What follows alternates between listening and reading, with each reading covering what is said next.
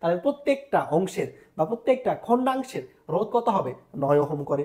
যেহেতু এই তারটাকে এরকম 3টা অংশে ভাগ করে একটা সমবাহু ত্রিভুজ গঠন করছি, আর প্রত্যেকটা অংশের রোধ যদি 9 হয় তাহলে আমরা বলতে পারবো এই বাহুর রোধ হবে 9 ওহম, এই বাহুর রোধ হবে 9 ওহম, এই বাহুর রোধ হবে 9 ওহম। বুঝলা কি হইলো? মনে করো এটা একটা সমবাহু ত্রিভুজ, এবিসি একটা কি সমবাহু ত্রিভুজ। ঠিক আছে, এই ত্রিভুজটা আমরা কিভাবে গঠন করছি? হ্যালো আসসালামু আলাইকুম, কি অবস্থা সবার? আশা করি তোমরা সবাই অনেক ভালো আছো। প্রশ্ন ব্যাংক সলভিং সিরিজের চলতরিত অধ্যায় 1 শট ক্লাস নিয়ে চলে আসলাম। তোমাদের সিয়াম ভাইয়া পড়াশোনা করতেছি রুয়েটে। তোমরা যারা আমার এই প্লে লিস্টের আগের ক্লাসগুলো করছো তারা জানো এই ভিডিওতে আমরা এই অধ্যায়ে প্রশ্ন ব্যাংকে যত টাইপের প্রশ্ন আছে সব টাইপের প্রশ্ন একদম বেসিক থিওরি সহ ক্লিয়ার করে দিব, এবং একই সাথে এই অধ্যায়ে যত এমসিকিউ হ্যাক্স, এমসিকিউ ট্রিক্স এবং হাতে ক্যালকুলেশন আছে সেগুলো তোমাকে বুঝাই দিব। এই ক্লাসটা শেষে তোমার কাজ হবে ভাইয়া যা পড়াচ্ছে সেটার একটা শর্ট নোট তৈরি করা, এবং একই সাথে তোমার কাছে যে প্রশ্ন ব্যাংকটা আছে সেই প্রশ্ন ব্যাংক সলভ করা। তো চলো কথা না বাড়িয়ে আমরা শুরু করি। প্রথম প্রশ্নে দেখো তো কি বলতেছে, যেসব পদার্থের তাপমাত্রা বাড়লে রোধ বাড়ে তাদের কি বলে? আচ্ছা বলো তো, আমরা যদি কোনো পরিবাহী পদার্থ, কেমন কোনো পরিবাহীর যদি আমরা তাপমাত্রা বাড়াই তাহলে কি হয়? পরিবাহীর যদি আমরা তাপমাত্রা বাড়াই, পরিবাহীর মধ্যে কি থাকে বলো তো? অসংখ্য অণুপরমাণু থাকে, তাই না? যদি এই পরিবাহীর আমরা তাপমাত্রা বাড়াই, আমরা তাপগতিবিদ্যা অধ্যায়ে দেখছি না যে তাপমাত্রা যদি বাড়ায় তাহলে কোনো পদার্থের কি হয়? তাপমাত্রা বাড়াইলে কোনো পদার্থের অভ্যন্তরীণ শক্তি কি পায়? বৃদ্ধি পায়। অর্থাৎ তাপমাত্রা যদি বাড়ায় এই পদার্থের কি হবে? গতিশক্তি বৃদ্ধি পাবে। গতিশক্তি যদি বৃদ্ধি পায় এর ভিতরে যতগুলো অণু আছে এগুলো কি করবে বলতো?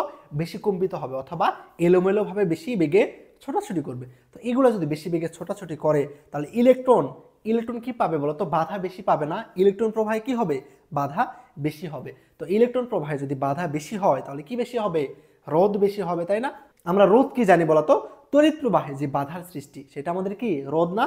তড়িৎ প্রবাহে যে বাধার সৃষ্টি করে সেটা রোধ। তাহলে ইলেকট্রন যদি এখানে বেশি পরিমাণে কম্পিত হয় বা বেশি বেগে ছোটাছুটি করে তাহলে কি হবে? আমাদের ইলেকট্রন প্রবাহে কি হবে? বাধার সৃষ্টি হবে, অর্থাৎ বেশি বাধার সম্মুখীন হবে। তাইলে এখান থেকে আমরা বুঝলাম যে কোনো পদার্থের আমরা যদি তাপমাত্রা বৃদ্ধি করি সেই পদার্থের অভ্যন্তরীণ শক্তি বৃদ্ধি পায়, অর্থাৎ সেই পদার্থের অণুগুলা বেশি পরিমাণে ছোটাছুটি করে, তাহলে আমাদের ইলেকট্রন প্রবাহে বেশি বাধার সম্মুখীন হয়। অর্থাৎ আমরা বলতে পারি যে তাপমাত্রা বৃদ্ধি করলে এইরকম পরিবাহী পদার্থের রোধ বেড়ে যায়। বুঝছো কিসের জন্য বেড়ে যায়? তাপমাত্রা বৃদ্ধি করলে কোনো পরিবাহীর রোধ বেড়ে যায়। এবার আমরা এইখান থেকে এটা ব্যাখ্যা করতে পারি যে দেখো আমরা সূত্র জানি R equal to R theta equal to R naught 1 plus alpha theta. দেখো তো আর এর সাথে আমাদের থিটার সম্পর্ক কি? সমানুপাতিক, তাই না? তার মানে এই সূত্র থেকেও আমরা দেখতেছি যে তাপমাত্রার সাথে আমাদের রোধের সম্পর্ক সমানুপাতিক, অর্থাৎ তাপমাত্রা বাড়াইলে রোধ বাড়বে, তাপমাত্রা কমাইলে রোধ কমবে। তো এই বৈশিষ্ট্যটা কার জন্য প্রযোজ্য? পরিবাহী পদার্থের জন্য প্রযোজ্য। কার জন্য? পরিবাহীর জন্য। কেমন? পরিবাহীর জন্য এটা প্রযোজ্য। তো পরিবাহী পদার্থের আমরা যদি কি করি? তাপমাত্রা বৃদ্ধি করি, অর্থাৎ টি যদি ইনক্রিজ করি তাহলে আমাদের কি হবে? রোধ বৃদ্ধি পাবে। ক্লিয়ার? তাপমাত্রা বৃদ্ধি করলে রোধ বৃদ্ধি পাবে। কার জন্য? পরিবাহী পদার্থের জন্য। এবার বিষয়টা যদি এমন হয় সেমিকন্ডাক্টরের ক্ষেত্রে, অর্থাৎ অর্ধ পরিবাহীর ক্ষেত্রে তুমি যদি তাপমাত্রা বৃদ্ধি করো তাহলে কি হবে বলতো? মনে রাখবা সেমিকন্ডাক্টর বা অর্ধ পরিবাহী কারা? যে সকল পদার্থ কখনো পরিবাহীর মতো আচরণ করে আবার কখনো অপরিবাহীর মতো আচরণ করে তাদেরকে আমরা কি বলি? অর্ধ পরিবাহী বা সেমিকন্ডাক্টর। এইরকম যদি কোনো সেমিকন্ডাক্টরে আমরা তাপমাত্রা বৃদ্ধি করি, কার? সেমিকন্ডাক্টরে তাপমাত্রা বৃদ্ধি করি, সেমিকন্ডাক্টর। তো আমরা যদি সেমিকন্ডাক্টরের তাপমাত্রা বৃদ্ধি করি তাহলে এখানে আমাদের বিষয়টা উল্টা হয়।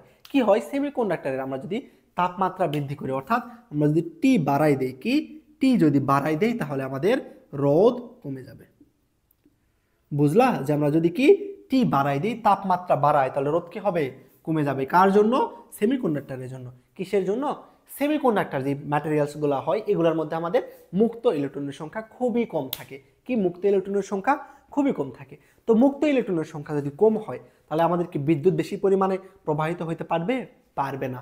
অর্থাৎ তার মানে বুঝতেছি এখানে রোধ বেশি। তো আমরা সেমিকন্ডাক্টরে যদি তাপমাত্রা বাড়াই তাহলে সেমিকন্ডাক্টরের মুক্ত ইলেকট্রনের সংখ্যা বেড়ে যায়। তো ইলেকট্রন সংখ্যা যদি বেড়ে যায় তাহলে কি হবে? বেশি পরিমাণে ইলেকট্রন ফ্লো হবে, তাই না? বেশি পরিমাণে কারেন্ট ফ্লো হবে। অর্থাৎ আমরা এখান থেকে বলতে পারি যে সেমিকন্ডাক্টরের ক্ষেত্রে তাপমাত্রা বৃদ্ধি করলে মুক্ত ইলেকট্রন বেড়ে যায়, অর্থাৎ বেশি পরিমাণে কারেন্ট ফ্লো হতে পারে। বেশি পরিমাণে কারেন্ট কখন ফ্লো হবে? যখন রোধ কি কম হবে। তাহলে আমরা এখান থেকে বুঝলাম যে সেমিকন্ডাক্টরের ক্ষেত্রে আমরা যদি তাপমাত্রা বৃদ্ধি করি তাহলে রোধ কি হবে, কম হবে। বুঝছো, এটা খুব ভালো করে মনে রাখবা। পরিবাহীর ক্ষেত্রে তাপমাত্রা বৃদ্ধি করলে রোধ বাড়ে, এবং যদি আমাদের অর্ধ পরিবাহী বা সেমি কন্ডাক্টর হয় তাহলে তাপমাত্রা যদি বৃদ্ধি করি রোধ কমবে। এইটা খুব ভালো করে মনে রাখবা। ক্লিয়ার? তাহলে দেখো তো অ্যান্সার কোনটা হবে আমাদের, পরিবাহী। কারণ পরিবাহীর ক্ষেত্রে তাপমাত্রা বৃদ্ধি করলে রোধ বাড়ে, আর অর্ধ পরিবাহীর ক্ষেত্রে কি হয়, তাপমাত্রা বৃদ্ধি করলে রোধ কমে। ক্লিয়ার? চলো আমরা পরের এমসিকিউ দেখি। পরের ম্যাথে বলতেছে দেখো তো প্রবাহ ঘনত্বের একক কি। আচ্ছা, কারেন্ট কাকে বলো তো? কারেন্ট কাকে বলে? আমরা কারেন্ট সমান কি জানি, তড়িৎ প্রবাহ, বা তড়িৎ প্রবাহ কাকে বলে আমরা আই ইকুয়াল টু জানি কি, Q by T. I equal to কি জানি, কিউ বাই টি। অর্থাৎ আমরা বলতে পারি একক সময়ে কি, একক সময়ে যে পরিমাণে চার্জ প্রবাহিত হবে তাকে আমরা বলি কি, বিদ্যুৎ প্রবাহ বা বিদ্যুৎ প্রবাহ বা তড়িৎ প্রবাহ। বুঝছো যে একক সময়ে যে পরিমাণে চার্জ প্রবাহিত হবে তাকে আমরা কি বলি, বিদ্যুৎ প্রবাহ। এবার তোমাকে যদি বলা হয় যে প্রবাহ ঘনত্বকে আমরা যে দ্বারা প্রকাশ করি, প্রবাহ ঘনত্ব মানে কি বোঝো বলো তো? ঘনত্ব মানে আমরা কি বুঝি, যে একক ক্ষেত্রফলের মধ্যে কতটুকু আছে, এটা আমাদের কি ঘনত্ব। ঘনত্ব মানে আমরা এইটা বুঝি যে একক ক্ষেত্রফলের মধ্যে কতটুকু আছে একটা পদার্থ। এইখানে তাহলে প্রবাহ ঘনত্ব কি হবে বলতো, একক ক্ষেত্রফলের মধ্যে যে পরিমাণে কি থাকবে, আমাদের কারেন্ট থাকবে, একক ক্ষেত্রফলের মধ্যে যে পরিমাণে তড়িৎ প্রবাহিত হবে তাকে আমরা কি বলবো, প্রবাহ ঘনত্ব। ক্লিয়ার? যে একক ক্ষেত্রফলের মধ্যে যে পরিমাণে তড়িৎ প্রবাহিত হবে তাকে আমরা বলবো কি, প্রবাহ ঘনত্ব। তো তড়িৎ প্রবাহের একক কি বলতো, অ্যাম্পিয়ার। এবং ক্ষেত্রফলের একক কি, আমাদের মিটার স্কোয়ার, তাই না? ক্ষেত্রফলের একক মিটার স্কোয়ার। তাহলে এটার একক হবে অ্যাম্পিয়ার মিটার ইনভার্স স্কোয়ার। বুঝছো, আমাদের প্রবাহ ঘনত্বের একক হবে অ্যাম্পিয়ার মিটার ইনভার্স স্কোয়ার। তো দেখো তো আমাদের অ্যাম্পিয়ার মিটার ইনভার্স স্কোয়ার কি অপশানে আছে? হ্যাঁ, কোথায় আছে, সি নাম্বারে। বুঝছো না? নেক্সট কোশ্চেন দেখো তো কি বলতেছে, রোধ নিচের কোনটির উপর নির্ভর করেন। তো আমরা রোধ আর সমান কি জানি বলতো, আর ইকাল টু আমরা জানি রো এল বাই এ। আর ইকাল টু কি জানি আমরা, রো এল বাই এ, তাই না? এটা আমাদের রোধ। রোটা আমাদের কি, আপেক্ষিক রোধ। রোটা আমাদের কি বলতো, রো আমাদের আপেক্ষিক রোধ। রো আমাদের কি, আপেক্ষিক রোধ।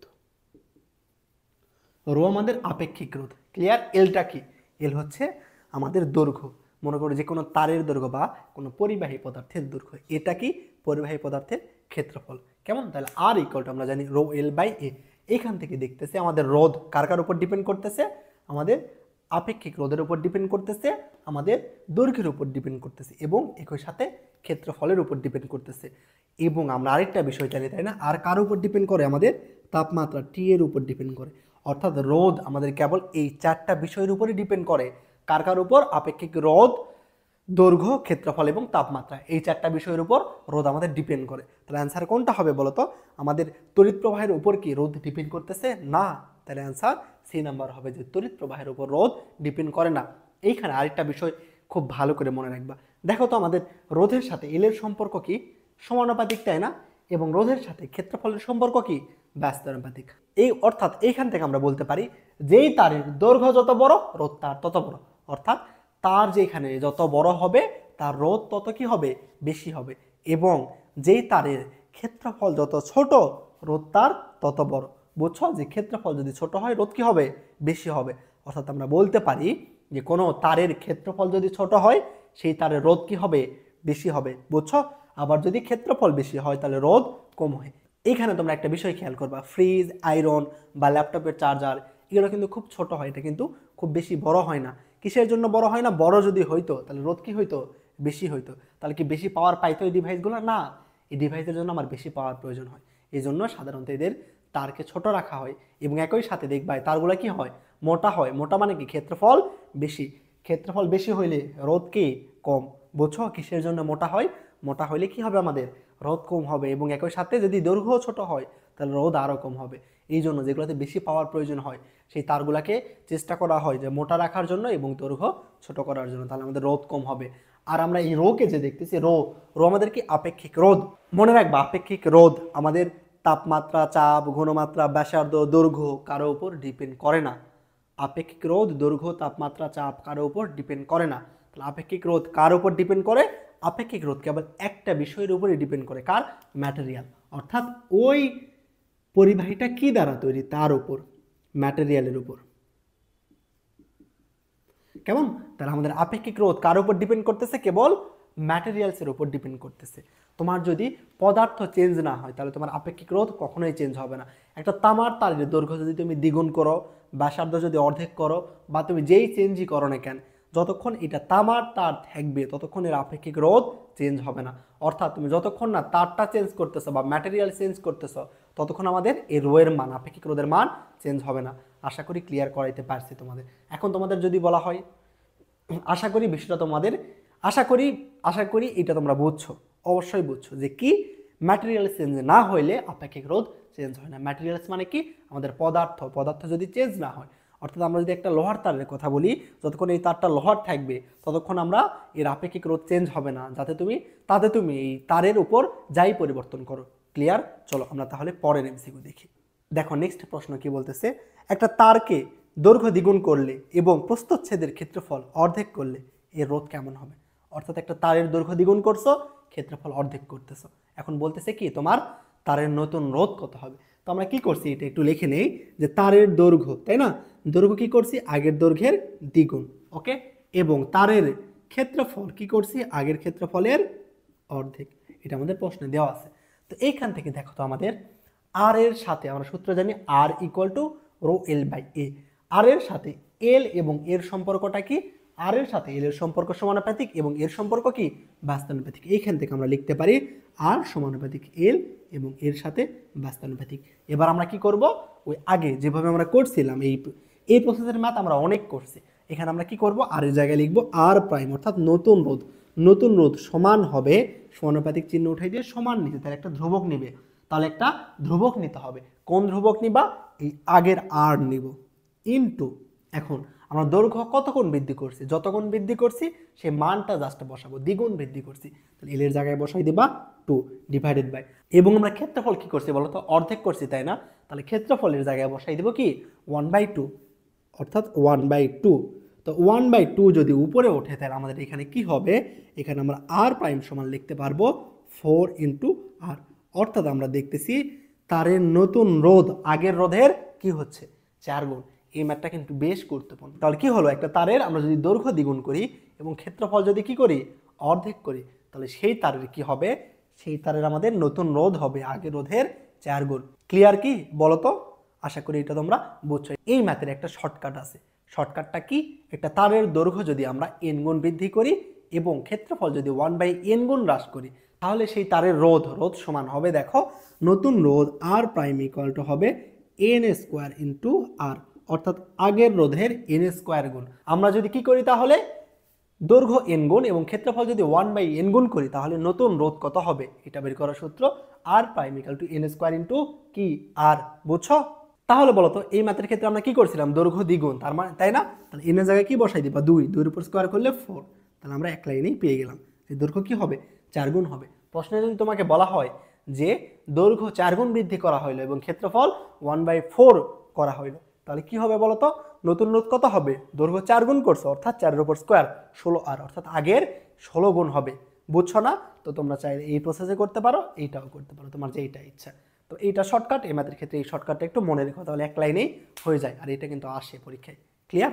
দেখো নেক্সট ম্যাথে কি বলতেছে, একটা অটোমোবাইল হেডলাইট দিয়ে 4.8 অ্যাম্পিয়ার তড়িৎ প্রবাহিত হয়, এটি দিয়ে 2 ঘন্টা সময়ে কত কুলম্ব চার্জ প্রবাহিত হবে। অর্থাৎ বলতেছে যে তুমি 4.8 অ্যাম্পিয়ার তড়িৎ যদি 2 ঘন্টা যাবত প্রবাহিত করো তাহলে তোমার মোট কত চার্জ প্রবাহিত হবে। বুঝছো না বোঝো নেই বলো তো? যে আমাদের কোশ্চিনে বলতেছে যে তড়িৎ প্রবাহ দেওয়া আছে যে 4.8 অ্যাম্পিয়ার কারেন্ট যদি আমরা 2 ঘন্টা ধরে চালনা করি তাহলে কত চার্জ প্রবাহিত হবে। আমরা সূত্র কি জানি বলো তো, তড়িৎ প্রবাহের I ইকুয়াল টু কি Q/T, অর্থাৎ একক সময়ে যে পরিমাণে চার্জ প্রবাহিত হয় সেইটা। আমার কোশ্চিনে কি বের করতে বলতেছে, চার্জের পরিমাণ, তাই আমরা এখান থেকে Q সমান লিখতে পারবো I into T. Clear? Q সমান লিখতে পারতেছি I ইন্টু টি। প্রশ্নে আমার I এর মান দেওয়া আছে, I কত দেখো তো, I আমাদের 4.8 অ্যাম্পিয়ার, অর্থাৎ I এর পরিমাণ 4.8 অ্যাম্পিয়ার ইন্টু টি মানে কি বলতো, সময়, তাই না, কত সময় ধরে আমরা কারেন্ট প্রবাহ করতেছি 2 ঘন্টা। তো ঘন্টাকে কি ঘন্টা রাখবা? অবশ্যই রাখবা না, কি করবা, ঘন্টাকে সেকেন্ড বানাবা। তো সেকেন্ড বানাও, ঘন্টাকে সেকেন্ড বানাইতে কি করতে হয়, 3600 দ্বারা গুণ করতে হয়। তাহলে আমাদের চার্জের পরিমাণ হবে এটা। এবার এটা ক্যালকুলেশন করবা। ক্যালকুলেশনটা কেমনে করতে পারো একটু চিন্তা করো তো। প্রথমে কি চিন্তা করবা, এই 4.8কে আমরা ক্যালকুলেশনের সুবিধার জন্য কত ধরে নিব 5 ধরে নিব কেমন 4.8কে আমরা ক্যালকুলেশনের সুবিধার জন্য 5 ধরে নিলাম তাহলে 5 গুণন 2 কত হবে 10 তাই না 10 ইনটু কত 3600 3600 সাথে যদি তুমি 10 গুণ করো তাহলে কত হবে 36,000 তাই না তাহলে অ্যান্সার পাইলাম এখানে আমাদের কত হলো যে 36,000 এবার 36,000কে আমরা একটু সুন্দর করে লিখতে চাচ্ছি অর্থাৎ দশমিক আমাদের এইখানে আছে দশমিকটাকে আমরা 3 এর পরে আনতে চাচ্ছি অর্থাৎ এক ঘর পরে দশমিক আনতে চাচ্ছি তাহলে কি হবে দেখো তো 3.6 গুণন 10 এর পাওয়ার কত হবে দশমিক আমরা যত ঘর বামে আসি 10 এর পাওয়ার তত প্লাস হয় দশমিক যত বামে নিয়ে আসবা 10 এর পাওয়ার তত প্লাস হবে কয় ঘর বামে আসছি 1 2 3 4 অর্থাৎ 10 এর পাওয়ার প্লাস 4 তাহলে অ্যান্সার আমাদের কি হলো 3.6 গুণন 10 টু দি পাওয়ার 4 কুলম প্রশ্নে দেখো তো 3.6 গুণন 10 টু দি পাওয়ার 4 আছে কি নাই কিন্তু প্রশ্নে আমাদের কি আছে দেখো তো বি নাম্বারে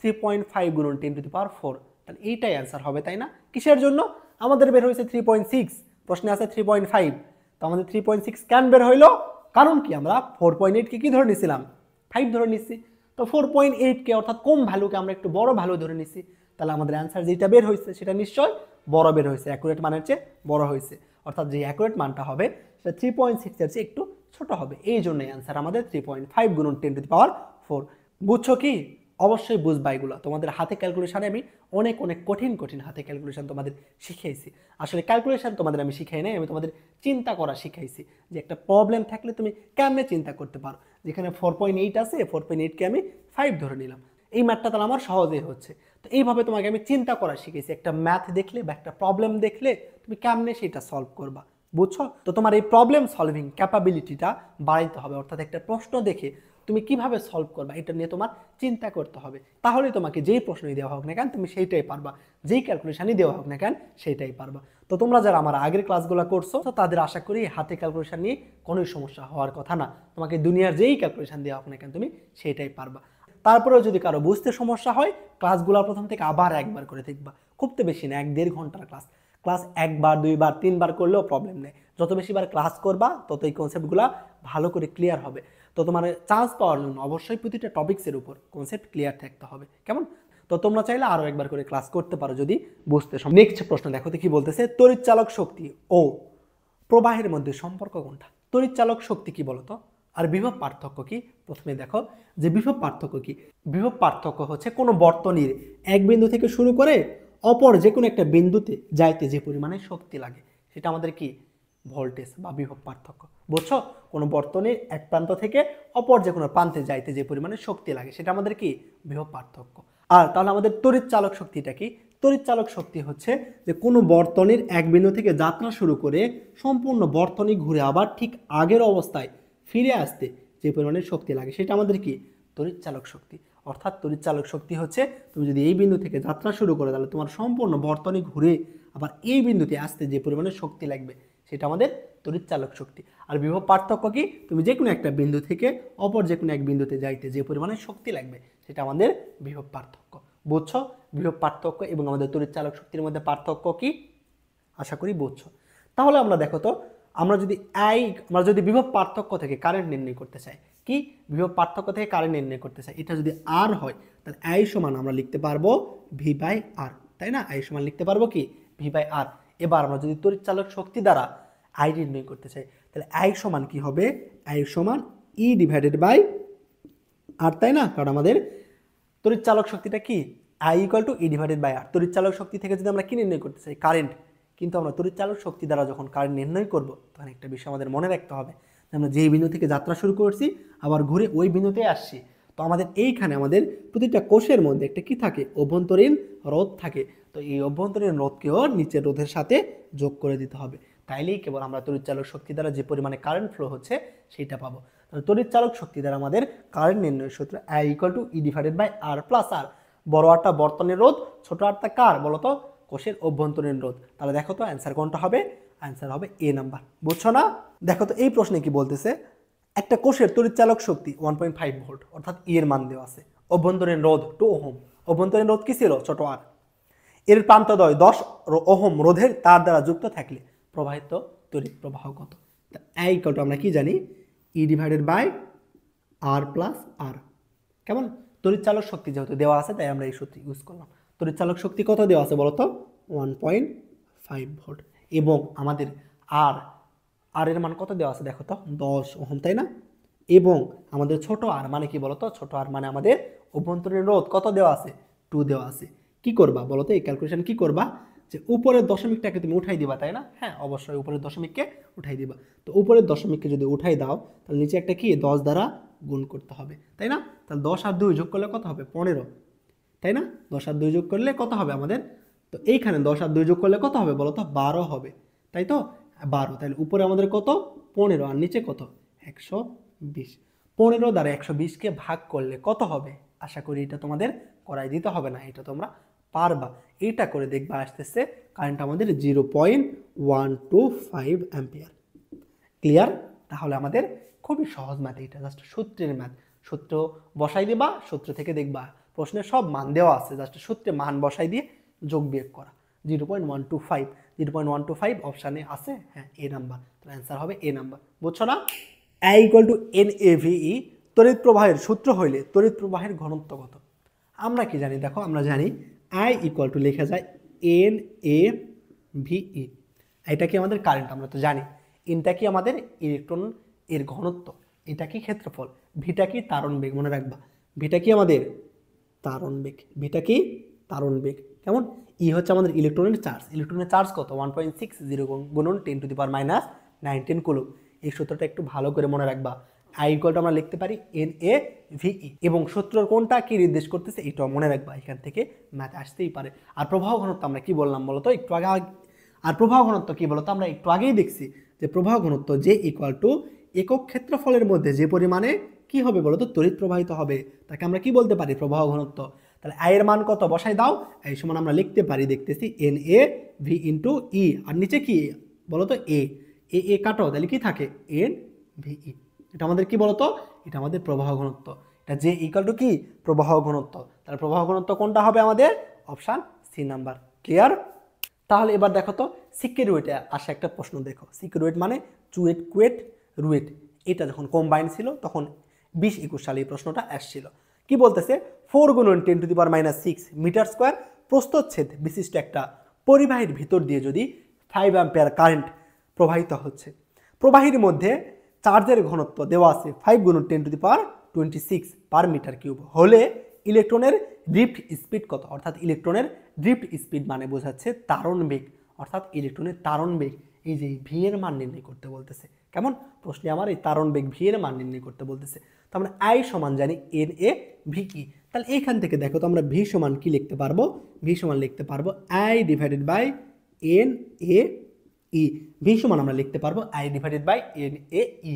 তো এখন জাস্ট মান বসাই দেবো। দেখো তো প্রশ্নে কি বলতেছে কত অ্যাম্পিয়ার কারেন্ট প্রবাহিত হচ্ছে, 5 অ্যাম্পিয়ার কারেন্ট প্রবাহিত হচ্ছে, তাই না? এবং আমাদের দেখো তো চার্জ ঘনত্ব কত দেওয়া আছে 5 × 10⁻26। এনটা আমাদের কি চার্জ ঘনত্ব 5 × 10⁻26 দেওয়া আছে, ইনটু দেখো আমাদের এটা কি বলতো ক্ষেত্রফল, ক্ষেত্রফল কত দেওয়া আছে 4 × 10⁻⁶, অর্থাৎ ক্ষেত্রফল হবে আমাদের 4 × 10⁻⁶। বুঝতেছো? সব মান দেওয়া আছে, জাস্ট আমি মানগুলো বসাই দিচ্ছি। এবং ই মানে কি ইলেকট্রনের চার্জ, ইলেকট্রনের চার্জ দেওয়া আছে দেওয়া নাই, কিন্তু ইলেকট্রনের চার্জ আমরা সবাই জানি কত 1.60 × 10⁻⁹। যদি তুমি না জানো এটা তাহলে এটা অনেক বড় অপরাধ, এটা জানতেই হবে তোমার এখন, কারণ তুমি কিছুদিন কারণ তুমি এখন অ্যাডমিশন ক্যান্ডিডেট, এই বেসিক বিষয়গুলো তোমার জানতে হবে।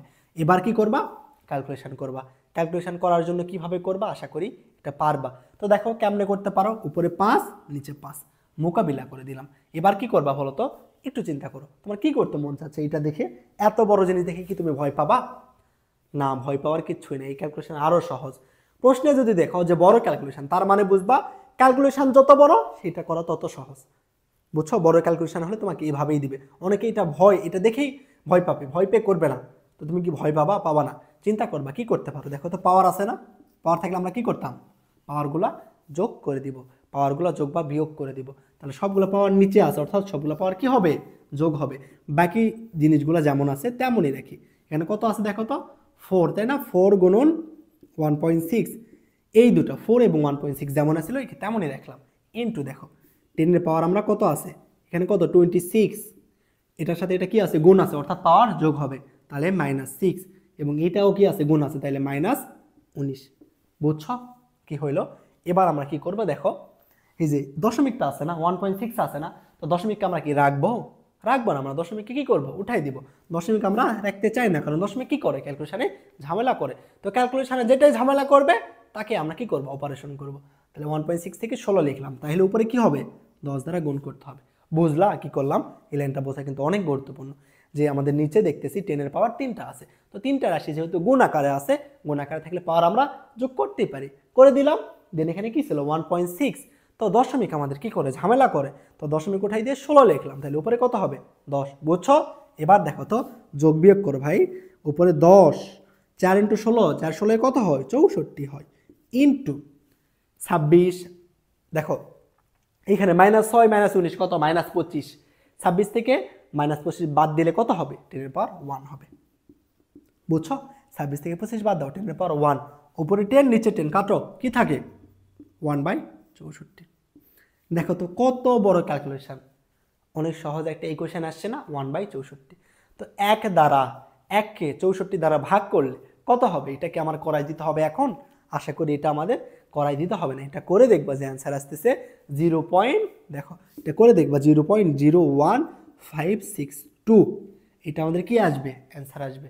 বুঝছো না বোঝো নাই? তারণ বেগ 0.01562 মিটার পার সেকেন্ড হবে।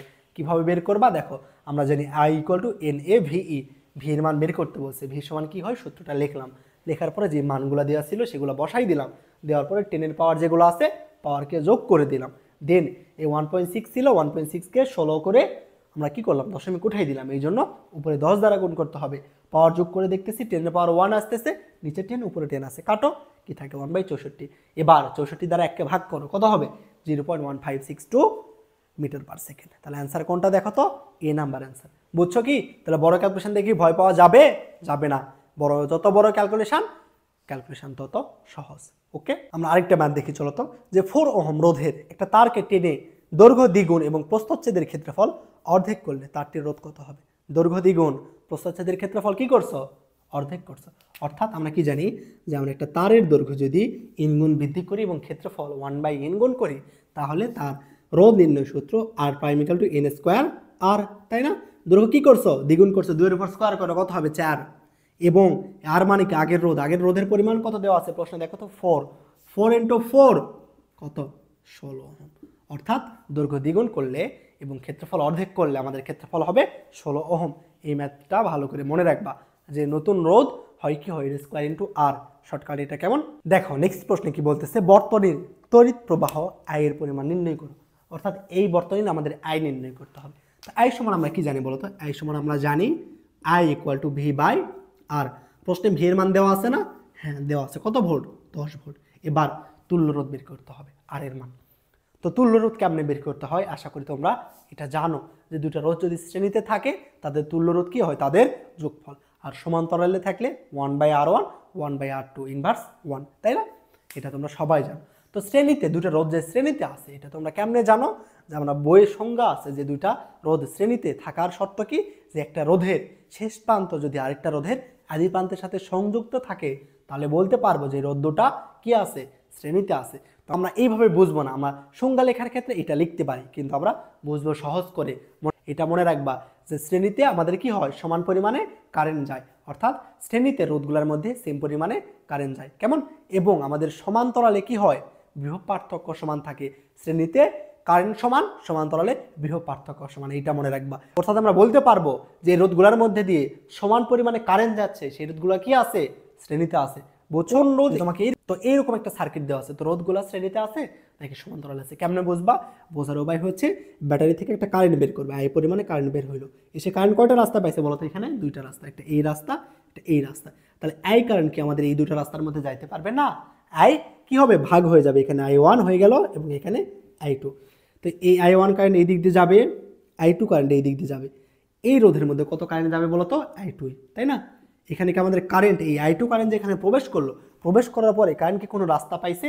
পার্শ্ব কোনো রাস্তা পাইছে যে সেই দিক থেকে পাস হয়ে যাবে? পাই নাই। কারেন্টের রাস্তা এই I2 এর রাস্তা এই একটাই। তাহলে আমাদের এই রোধ যে পরিমাণে কারেন্ট পাবে, এই রোধও সেম পরিমাণে কারেন্ট পাবে। তো দুটো রোধ যদি সেম পরিমাণে কারেন্ট পায়, তাহলে আমরা কি বলতে পারি? ওই দুটো রোধ শ্রেণীতে আছে। অর্থাৎ বলতে পারবো এই দুটো রোধ শ্রেণীতে আছে। বুঝছো? এবার আসবো, তাহলে কারেন্ট এইখানে আসলো, তাই না? এসে মিলিত হবে, হওয়ার পরে এই দিক দিয়ে মনে করো যে i3 কারেন্ট আসবে। তো এই কারেন্ট এইখান দিয়ে এই রোধের মধ্যে দিয়েও কি সেম i3 পরিমাণে কারেন্ট যাচ্ছে, অর্থাৎ এই রোধের মধ্যে যে কারেন্ট এই রোধের মধ্যে দিয়েও সেম কারেন্টই যাচ্ছে। তাহলে আমরা বলতে পারি যে এই দুটো রোধ কিসে আছে? শ্রেণীতে আছে। বুঝছো? কিভাবে বুঝবা শ্রেণীতে আছে কিনা সমান্তরালে? তাহলে এই দুটো রোধ যদি শ্রেণীতে থাকে তাহলে কি করবা? এর পরের কাজ যে এই দুটো রোধ যোগ করবা, করলে কি পাবা? একটা তুল্য রোধ পাবা। তো তাহলে এই দুটো রোধ থেকে আমাদের রোধ তখন কি হয়ে যাবে? একটা হয়ে যাবে। এবার আমরা চেক করবো যে দুটো রোধ সমান্তরালে আছে না শ্রেণীতে আছে। সমান্তরালে থাকার শর্ত দুইটা, একটা কি রোধগুলোর মধ্যে দিয়ে ভিন্ন পরিমাণে কারেন্ট যাবে। তো দেখো তো এই রোধের মধ্যে যে পরিমাণে কারেন্ট যাচ্ছে এই রোধের মধ্যে সেম পরিমাণে কারেন্ট যাচ্ছে না? এই রোধের মধ্যে যে ভিন্ন কারেন্ট, এই রোধের মধ্যে দিয়েও ভিন্ন কারেন্ট, আবার এই রোধের মধ্যে দিয়েও ভিন্ন কারেন্ট। তার আমাদের সমান্তরাল হওয়ার শর্ত পূরণ করছে তিনটা রোধই। তাহলে বলতে পারবো যে আমরা তিনটা রোধ কি সমান্তরালে আছে? না, সমান্তরালে দুইটা শর্ত, একটা ভিন্ন পরিমাণে কারেন্ট যাইতে হবে, আরেকটা কি আমাদের রোধগুলার এক প্রান্ত একটা কমন বিন্দুতে এবং অপর প্রান্তগুলো আরেকটা কমন বিন্দুতে থাকতে হবে। অর্থাৎ রোধের প্রান্তদ্বয় যদি দুইটা কমন বিন্দুতে থাকে তাইলেই কেবল বলতে পারবো যে ওই দুটা রোধ সমান্তরালে আছে। কেমন? দেখো তো এই দুটা রোধের মধ্যে দিয়ে ভিন্ন পরিমাণে কারেন্ট যাচ্ছে, অর্থাৎ সমান্তরাল হওয়ার সম্ভাবনা আছে। এবার দেখবো যে এদের পয়েন্টগুলো অর্থাৎ বিন্দুগুলো আমাদের একটা কমন পয়েন্ট আছে কিনা। দেখো তো এই দুটা রোধের একটা বিন্দু একটা কমন পয়েন্ট আছে না? এই দুটা রোধের একটা প্রান্ত এই বিন্দুতে আসে মিলিত হয়েছে এবং অপর প্রান্তটা এই বিন্দুতে মিলিত হয়েছে না? অর্থাৎ দেখো এই রোধের এক প্রান্ত একটা কমন বিন্দুতে এবং অপর প্রান্ত আরেকটা কমন বিন্দুতে। তাহলে আমরা বলতে পারবো এই রোধ দুটা সমান্তরালে আছে। তাহলে এই দুটা রোধের সমান্তরালের কাজ করব, দেন আমরা আবার দেখবো এটার সাথে এগুলা শ্রেণীতে হচ্ছে। বুঝছো সমান্তরাল শ্রেণী কেমনে চিনবা? যে সমান্তরাল চিনার উপায় হচ্ছে রোধগুলার কি হবে আমাদের দুইটা পার্শ্ববিন্দু একটা কমন বিন্দুতে থাকবে এবং সমান্তরাল হওয়ার জন্য ভিন্ন পরিমাণে কারেন্ট যাইতে হবে। আর শ্রেণী বোঝা একদম সহজ, যে যে রোধগুলোর মধ্যে সেম পরিমাণে কারেন্ট যাবে সেই রোধগুলো শ্রেণীতে থাকবে। এইভাবে আমরা যে কোনো রোধ আইডেন্টিফাই করতে পারবো যে রোধগুলো শ্রেণীতে আছে নাকি সমান্তরালে আছে। তো এই ম্যাথের ক্ষেত্রে তুমি যদি এখন সেই রুলসটা অ্যাপ্লাই করতে চাও তাহলে কিন্তু পারবা না। তুমি কি করবা? দেখো তুমি চিন্তা করবা যে এইখানে আই পরিমাণে কারেন্ট আসতেছে, সে কারেন্টের সেখানে কয়টা রাস্তা পাচ্ছে? এই একটা রাস্তা, এই একটা রাস্তা, ওখানে i1 কারেন্ট, এখানে i2 পরিমাণে কারেন্ট, তাই না? তার মানে এই রোধ এবং এই রোধ দুটার মধ্যে দিয়ে ভিন্ন পরিমাণে কারেন্ট যাচ্ছে এবং এই দুটা রোধের দেখো তো এই যে এই প্রান্তটা এক প্রান্তে একটা কমন বিন্দুতে এবং অপর প্রান্তটা আরেকটা কোন বিন্দুতে আছে, অর্থাৎ এই দুটা রোধ কিসে আছে? সমান্তরালে আছে। তো এই হিসেবে যদি তুমি দুটা রোধ সমান্তরালে করো, করার পরে একটা রোধ পাবা, তারপরে এটার সাথে এটা আবার কি শ্রেণীতে থাকবে। এই হিসাবে যদি করো তাহলে তুমি বড় একটা ভুল করে ফেলবা। কেমন? এই হিসাবে করলে এটা হবে না। কিসের জন্য হবে না? একটু খেয়াল করো যে কারেন্ট দেখো এখানে আসতেছে না? আই পরিমাণে কারেন্ট এখানে বের হইলো, হওয়ার পরে কারেন্ট এখানে কয়টা রাস্তা পাইছে বলো তো? দুইটা রাস্তা পাইছে, তাই না? এটা এই দিকে আসার রাস্তা, একটা এই দিকে আসার রাস্তা। তো কারেন্ট এখন কোন দিকে যাবে চিন্তা করো তো। কারণ যদি এই দিকে আসে তাহলে 3 ওহমের একটা কি পাচ্ছে? বাধা। আর এই দিকে গেলে কোনো বাধা পাচ্ছে? দেখো তো এই বরাবর কোনো বাধা আছে? কোনো বাধা নেই। তো একটা বিষয় চিন্তা করো, তাহলে বলো তো কারেন্ট কোন দিকে যাবে? যেদিকে বাধা পাচ্ছে নাকি যেদিকে বাধা নাই সেই দিকে যাবে? যেদিকে বাধা নাই সেই দিকে অবশ্যই কারেন্ট যাবে। কিসের জন্য যাবে? একটা বিষয় চিন্তা করো। তুমি মনে করো কোথাও যাচ্ছ, রাস্তা দুইটা, কেমন? একটা রাস্তায় 10 কিলোমিটার জ্যাম, আরেকটা রাস্তায় একদম ফাঁকা। তুমি কোনটা চুজ করবা? অবশ্যই যেখানে জ্যাম নাই, অর্থাৎ যেখানে বাধা নেই, ফাঁকা রাস্তা চুজ করবা। তো তুমি যদি ফাঁকা রাস্তা চুজ করো, কোনো ঝামেলা না চাও, তাইলে আমাদের কারেন্টও কোনো ঝামেলা চাইবে না। ও তোমার মতনই যে রাস্তা ফাঁকা যাবে সেই দিক দিয়ে যাবে, যে রাস্তা ফাঁকা পাবে সেই দিক দিয়ে যাবে। তো কারেন্ট আসে এইখানে আসছে, আসার পরে দেখতেছে ও যদি এই দিক দিয়ে আসে তাহলে ওকে বাধা পাইতে হবে, ও বাধা পাইতে চায় না, এই জন্য কারেন্ট কি করতেছে? আমার এই দিক দিয়ে যাওয়া শুরু করবে। বুঝছো? তাহলে কারেন্ট আমার কি করবে? ওই দিক দিয়ে যাওয়া শুরু করবে। ক্লিয়ার? তাহলে আমাদের কারেন্ট যে এই রোধের মধ্যে দিয়ে যা গেল না, তো কারেন্ট যদি কোনো রোধের মধ্যে দিয়ে না যায় তাহলে সেই রোধটা আমাদের ওপেন সার্কিট হিসেবে কাজ করে। কি হিসেবে? ওপেন সার্কিট হিসেবে। অর্থাৎ এই 3 ওহম রোধ আমাদের তখন আর থাকবে না, তখন সার্কিটটা কি হয়ে যাবে? ওপেন হয়ে যাবে। বুঝছো না? বোঝো নাই? যে কোনো রোধের মধ্যে দিয়ে যদি কারেন্ট না যায় তাহলে সেই সার্কিটটা কি হবে? আমাদের ওপেন সার্কিট। ওপেন সার্কিট মানে ওই রোধটা আর থাকবে না, এরকম ফাঁকা হয়ে যাবে। বুঝছো? তাহলে দেখো এবার আমরা পরের কাজ আসি। তাহলে কারেন্ট আমার এইখানে আসলো, এইখানে এসে কারেন্ট দেখতেছে আবার দুইটা রাস্তা পাইছে। একটা রাস্তাতে 10 ওহমের বাধা আছে, আর একটা রাস্তাতে কিছু নেই। কোনটা চুজ করবে? অবশ্যই যে রাস্তাতে কিছু নেই এই রাস্তা চুজ করবে, তাই না? রাস্তাটা এইটা চুজ করবে। তাহলে কারেন্ট এই দিক দিয়ে যাবে না। তো কারেন্ট যে এই রোধের মধ্যে দিয়ে গেল না, তাহলে এই রোধটা কি হবে? আমার ওপেন হয়ে যাবে। তাহলে এটা সার্কিটটা আমাদের এইটুকু ওপেন হয়ে যাবে। ক্লিয়ার? তাহলে এই সার্কিটটা আমার এইটুকু ওপেন হয়ে গেল। বুঝছো? কারেন্ট এই দিক দিয়ে আসলো, 2 ওহম কারেন্ট এর মধ্যে দিয়ে প্রবেশ করলো, করার পরে কারেন্ট এই দিক দিয়ে ঘুরে এই দিক দিয়ে আসলো, অর্থাৎ যে দিক দিয়ে সে বাধা পাইলো না সেই রাস্তাটায় চুজ করলো, বাকি যে এইখানে একটা বাধা ছিল, এইখানে যে একটা বাধা ছিল, ওই বাধাগুলোর মধ্যে দিয়ে কারেন্ট গেল না, অর্থাৎ যে রোধের মধ্যে দিয়ে কারেন্ট যায় না সেটা কি হয়, ওপেন সার্কিট হয়। এই জন্য এই দুটাকে আমরা ওপেন করে দিলাম। তাহলে দেখো তো এই বর্তনীতে রোধ কয়টা আছে, একটা না, তাহলে আর এর মান কি হবে, 2 হবে। বুঝছো না বোঝো না এইটা আমাকে বলো। যে কোনো সার্কিটে যদি এইরকম দেখো, এই যে তার আছে না, এই দেখো এই তার না, এই জাস্ট সিঙ্গেল তারগুলাকে আমরা বলি শর্ট সার্কিট। এই সিঙ্গেল তারগুলাকে আমরা কি বলি, শর্ট সার্কিট। তো কোথাও দেখো যদি এরকম শর্ট সার্কিট আছে, তাহলে সেটা খুব ভালো করে ভেবে চিন্তে করবা, যে দেখবা কারেন্ট কোন দিক দিয়ে যাচ্ছে, কোন দিক দিয়ে যাচ্ছে না। প্রশ্ন দেখা মাত্র একদম সমান্তরাল শ্রেণী করে যেন রেখে এসো না, তাহলে কিন্তু ভুল হবে। কোথাও যদি দেখো এরকম শর্ট সার্কিট আছে, অর্থাৎ এরকম একটা তার আছে, তাহলে সেটা একটু ভালো করে ভেবে চিন্তে করবা, কেমন? তাহলে এখানে কি হলো, যে আমরা এইটা মনে রাখবা যে রোধের মধ্যে দিয়ে কারেন্ট যাবে না, সেই রোধ কি হবে, ওপেন, অর্থাৎ ওই রোধটিকে আমরা উঠাই দিব, দিয়ে সার্কিটকে এরকম ওপেন করে দিব। বুঝছো? তাহলে আর এর মান কত, 2। তো আমরা এখানে দেখতেছি ভি এর মান 10, আর এর মান 2, তাইলে কারেন্ট কত, 5 অ্যাম্পিয়ার। ক্লিয়ার কি? তাহলে আমাদের এই বর্তনীর তড়িৎ প্রবাহের পরিমাণ কত হবে, 5 অ্যাম্পিয়ার। অপশানে কি 5 অ্যাম্পিয়ার আছে? হ্যাঁ অবশ্যই আছে, 3 নাম্বার, দেখো সি নাম্বারে 5 অ্যাম্পিয়ার। বুঝছো কি? আশা করি এটা তোমরা ভালো করে বুঝছো, এটা খুব ভালো করে বুঝবা। ওকে, একটু ফিল করো, তাইলেই বুঝবা বিষয়টা কেমন কী হচ্ছে। ফিজিক্স তোমাদের অনেকের কাছে কঠিন লাগে, কারণ তোমরা ফিজিক্স ভুলভাবে পড়ো, রং হইতে পড়ো। ফিজিক্স যদি তুমি সঠিকভাবে পড়তে একাডেমিক থেকে, তাহলে ফিজিক্স তোমার সবচেয়ে ফেভারিট সাবজেক্ট হইতো। ফিজিক্স অনেক একটা ইজি সাবজেক্ট যদি তুমি বুঝে বুঝে পড়ো তাইলে। আর যদি না বুঝে জাস্ট সূত্র মুখস্থ করে ম্যাথ কোনো মতে করে পার হয়ে আসো, তাহলে ফিজিক্স তোমার কাছে গলার কাটার মতো বেঁচে যাবে, পরীক্ষা গিয়ে কিছুই বুঝতে পারবা না। বুঝছো? এই জন্য কনসেপ্ট ক্লিয়ার করবা, ফিল করে পড়বা, তাইলে মনে রাখতে পারবা, নাইলে কিন্তু মনে থাকবে না। দেখো পরের প্রশ্ন কি বলতেছে, 4টা বৈদ্যুতিক রোধ যথাক্রমে 1, 2, 3, 4 ওহম পরস্পর শ্রেণীতে যুক্ত আছে, কোনটার মধ্যে দিয়ে বেশি পরিমাণে বিদ্যুৎ প্রবাহিত হবে, কোনটার মধ্যে দিয়ে বেশি পরিমাণে বিদ্যুৎ প্রবাহিত হবে? আমরা কি জানি, শ্রেণীতে কানেক্ট আছে মানে কেমনে আছে বলো তো, এইভাবে না, শ্রেণীতে আছে মানে এইভাবে আছে। তো দেখো তো শ্রেণীতে যখন কোনো রোধ কানেক্ট থাকে, তখন তাদের মধ্যে কি হয়, সেম পরিমাণে কারেন্ট যায়। আমরা দেখছি না কিসের জন্য, দেখো তো কারেন্ট এখান থেকে বের হবে, এখান থেকে বের হবে। তো শ্রেণীতে যুক্ত আছে মানে কি, আমাদের রোধগুলো এইভাবে যুক্ত আছে। তো দেখো তো এইখানে কারেন্ট যাওয়ার আর কি বিকল্প কোনো রাস্তা আছে? নাই। অর্থাৎ আমার যে পরিমাণে কারেন্ট বের হচ্ছে, সেম পরিমাণে কারেন্টই সবগুলা রোধের মধ্যে দিয়ে যাবে। এখানে কারেন্ট অন্য দিক দিয়ে যাওয়ার কোনো ওয়ে নাই, এই জন্য সবগুলা রোধের মধ্যে দিয়ে সেম পরিমাণে কারেন্ট যাবে। বুঝছো? তাহলে অ্যান্সার কোনটা হবে, তো সবগুলোর মধ্যে দিয়ে সমান বিদ্যুৎ প্রবাহিত হবে। ক্লিয়ার? চলো পরের ম্যাথ দেখি তাহলে। দেখো এই প্রশ্নে কি বলতেছে, প্রদত্ত বর্তনীতে R3 রোধে তড়িৎ প্রবাহ কত? এই ম্যাথটা বেশ গুরুত্বপূর্ণ। অর্থাৎ আমাদের এই রোধের মধ্যে দিয়ে কি পরিমাণে কারেন্ট যাবে সেটা নির্ণয় করতে বলতেছে। বুঝছো? তাহলে আমাদের কি পরিমাণে কারেন্ট যাচ্ছে দেখো তো। মনে করো এখানে আমাদের 2 ভোল্টের একটা ব্যাটারি আছে, এই ব্যাটারি থেকে আমাদের এই আই পরিমাণে কারেন্ট বের হলো। কারেন্ট বের হওয়ার পরে এখানে কারেন্ট এসে কয়টা রাস্তা পাইছে, 2টা না, ধরে নিলাম এটা I1 কারেন্ট, এটা I2 কারেন্ট। তো প্রশ্নে তোমার বলতেছে R3 মধ্যে কত পরিমাণে কারেন্ট যাবে, অর্থাৎ এই I2 এর পরিমাণ নির্ণয় করো। ওকে, তো এইটা নির্ণয় করার আগে আমরা এই বর্তনীর মধ্যে মোট কত কারেন্ট প্রবাহিত হচ্ছে সেটা বের করি। তো I সমান আমরা কি জানি, V/R। I সমান কত, V/R। ভি এর মান কত দেওয়া আছে ভাইয়া, 2 দেওয়া আছে, এবং আর মানে কি, তুল্য রোধ। এই বর্তনীর তুল্য রোধ আশা করি পারবা, এগুলা এই 9-এর ম্যাথ। কেমনে করতে হয় দেখো, এই দুটা রোধ কি আছে, সমান্তরালে আছে। কেমনে বুঝলাম, এই দুটা রোধের মধ্যে ভিন্ন পরিমাণে কারেন্ট যাচ্ছে, এবং এই দুটা রোধের এক প্রান্ত একটা কমন বিন্দুতে এবং অপর প্রান্ত আরেকটা কমন বিন্দুতে আছে। অর্থাৎ এই দুটা রোধ কিসে আছে, সমান্তরালে আছে।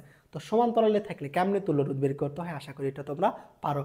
2 এবং 2 এর যদি সমান্তরালে তুল্য রোধ করো, তাহলে পাবা দেখবা আসতেছে 1। কত আসবে, 1 আসবে। কেমনে এই বিষয়গুলো মুখে মুখে করবা। এই তুল্য রোধ কিন্তু তোমার খাতায় কলমে করার মতো টাইম বাই স্পেস কোনোটাই তুমি পাবা না, এগুলো তোমার খুবই সহজ সার্কিট, মুখে মুখেই করতে হবে। তুল্য রোধ মনে রাখবা যে দুটো রোধ যদি সমান্তরালে থাকে কেমন, এবং ওই দুটো রোধের মান যদি সমান হয়, তাহলে তাদের তুল্য রোধ হবে অর্ধেক। বুঝছো? দুটো রোধ যদি সমান্তরালে থাকে এবং ওই দুটো রোধের মান যদি সেম হয়, তাহলে ওই দুটো রোধের তুল্য রোধ হবে অর্ধেক। 2 এবং 2 দুটো সমান্তরালে আছে, দুটো রোধের মান সমান, তুল্য রোধ 1।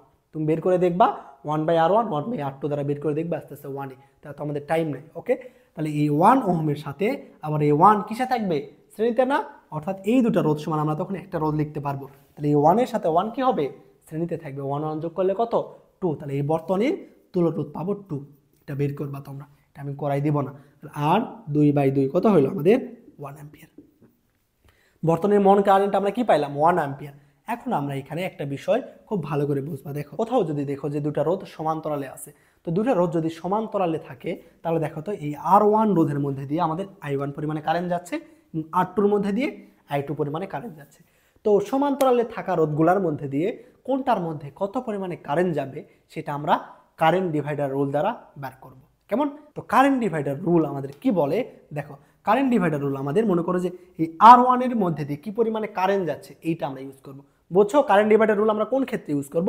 যদি দেখো এখানে একাধিক রোধ সমান্তরালে থাকে, তাহলে যে কোনো একটা রোধের মধ্যে দিয়ে কি পরিমাণে কারেন্ট যাবে সেটা নির্ণয় করার জন্য আমরা কারেন্ট ডিভাইডার রুল ইউজ করব। তো আমরা এই R1 রোধের মধ্যে দিয়ে কি পরিমাণে কারেন্ট যাচ্ছে এটা বের করতে চাচ্ছি। তাহলে আমাদের I1 সমান হবে, যেই রোধের কারেন্ট বের করব আমাদের উপরে নিতে হবে তার বিপরীত রোধ।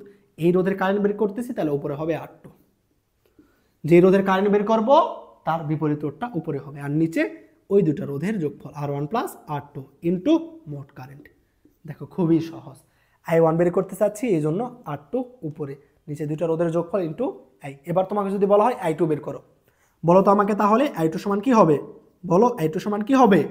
I2 সমান হবে উপরে R1 নিচে R1 প্লাস R2 ইন্টু মোট কারেন্ট। ক্লিয়ার? এটা আমাদের কি কারেন্ট ডিভাইডার রুল। তো এই প্রসেসটা, এই কারেন্ট ডিভাইডার রুল খুব ভালো করে মনে রাখবা। এখান থেকে একটা এমসিকিউ আসার সম্ভাবনা অনেক বেশি, 90% পসিবিলিটি এই কনসেপ্ট থেকে একটা এমসিকিউ আসার। বুঝছো? তাহলে আমরা কারেন্ট ডিভাইডার রুল দ্বারা যে কোনো বর্তনীর সমান্তরাল রোধের কি বের করতে পারি? কারেন্ট বের করতে পারি। আমরা কোনটার এখন কারেন্ট বের করতে চাচ্ছি বলো তো? R3 রোধের মধ্যে না? তো R3 রোধের মধ্যে কারেন্ট ধরে নাও I3। তাহলে I3 সমান কি হবে? এই রোধের কারেন্ট বের করতে চাচ্ছি, তাহলে উপরে কি হবে? এই বাকি অপরোধটা, অপরোধ কত? 2, তাহলে 2 হবে উপরে, আর নিচে দুইটা রোধের যোগফল 2 প্লাস 2 ইন্টু মোট কারেন্ট। এই বর্তমানে মোট কারেন্ট বের করছি না কত? 1 অ্যাম্পিয়ার। 1 দ্বারা গুণ করে দাও, তাহলে দেখো তো কত হবে? উপরে 2/4 অর্থাৎ 1/2। 1/2 মানে কত? 0.5 অ্যাম্পিয়ার। বুঝলা? তাহলে R3 রোধের মধ্যে দিয়ে 0.5 অ্যাম্পিয়ার কারেন্ট যাবে। তাহলে অ্যান্সার হবে কোনটা আমাদের? 0.5 অ্যাম্পিয়ার। বুঝছো না কি হবে? যে 0.5 অ্যাম্পিয়ার কারেন্ট R3 রোধের মধ্যে দিয়ে যাবে। ক্লিয়ার কি? এইটা আমরা ম্যাথ না করেও বুঝতে পারি জেনারেল নলেজ দ্বারা। কিভাবে দেখো তো, আমরা কি বের করলাম? এই রোধের মধ্যে দিয়ে, এই বর্তনীর মধ্যে দিয়ে মোট কারেন্ট কত? 1 অ্যাম্পিয়ার। অর্থাৎ আমাদের 1 অ্যাম্পিয়ার কারেন্ট এই দিক দিয়ে বের হচ্ছে। কত অ্যাম্পিয়ার? 1 ampere current. এই রোধের মধ্যে তাহলে কত কারেন্ট যাবে? 1 অ্যাম্পিয়ার। এইখানে 1 অ্যাম্পিয়ার কারেন্ট আসছে, আসার পরে কয়টা রাস্তা পাইছে? 2টা। এই একটা রাস্তা, এই একটা রাস্তা। তার মানে 1 অ্যাম্পিয়ার কারেন্ট এখন আমার 2 ভাগে ভাগ হবে। তো 2 ভাগে কিভাবে ভাগ হবে দেখো তো? এইখানেও 2, এখানেও 2। তো এইখানেও যে পরিমাণে রোধ, এখানেও সেম পরিমাণে রোধ, অর্থাৎ দুই পাশে চাহিদা সমান। তাহলে 1কে 2 জন চাচ্ছে সমানভাবে, তাহলে 1 কি হবে? 2 ভাগে ভাগ হয়ে যাবে, অর্থাৎ 0.5 একে দিবে, 0.5 একে দিবে। বুঝছো? আমাদের 1 এই পাশে এসে দেখতেছে দুইটা রোধ, দুইটাই সমান, দুইজনেই 1কে সমানভাবে চাচ্ছে, কিন্তু 1 দুইজনের কাছে যাইতে পারবে একবারে? পারবে না। এই জন্য 1 2 সমান ভাগে ভাগ হয়ে একে 0.5 দিবে, একে 0.5। কিন্তু এখানে মনে করো আমাদের রোধ যদি এখন হয়তো 6 অ্যাম্পিয়ার বা 6 ওহম, তাহলে আমরা এভাবে বলতে পারতাম না যে এর মধ্যে দিয়ে কি পরিমাণে কারেন্ট যাবে, এর মধ্যে দিয়ে কি পরিমাণে কারেন্ট যাবে। যখন সমান হবে তখন বলতে পারবো যে অর্ধেক পরিমাণে কারেন্ট যাবে। বুঝছো? এবার তোমাকে প্রশ্ন যদি বলা হইতে যে R3 রোধের দুই প্রান্তের বিভব পার্থক্য নির্ণয় করো। কি R3 রোধের দুই প্রান্তের বিভব পার্থক্য?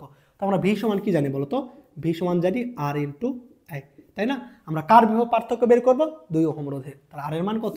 2 ইন্টু R এর মধ্যে দিয়ে কত পরিমাণে কারেন্ট যাচ্ছে সেইটা, তাই না? আর এর মধ্যে দিয়ে অর্থাৎ R3 দুই প্রান্তের বিভব পার্থক্য বের করব।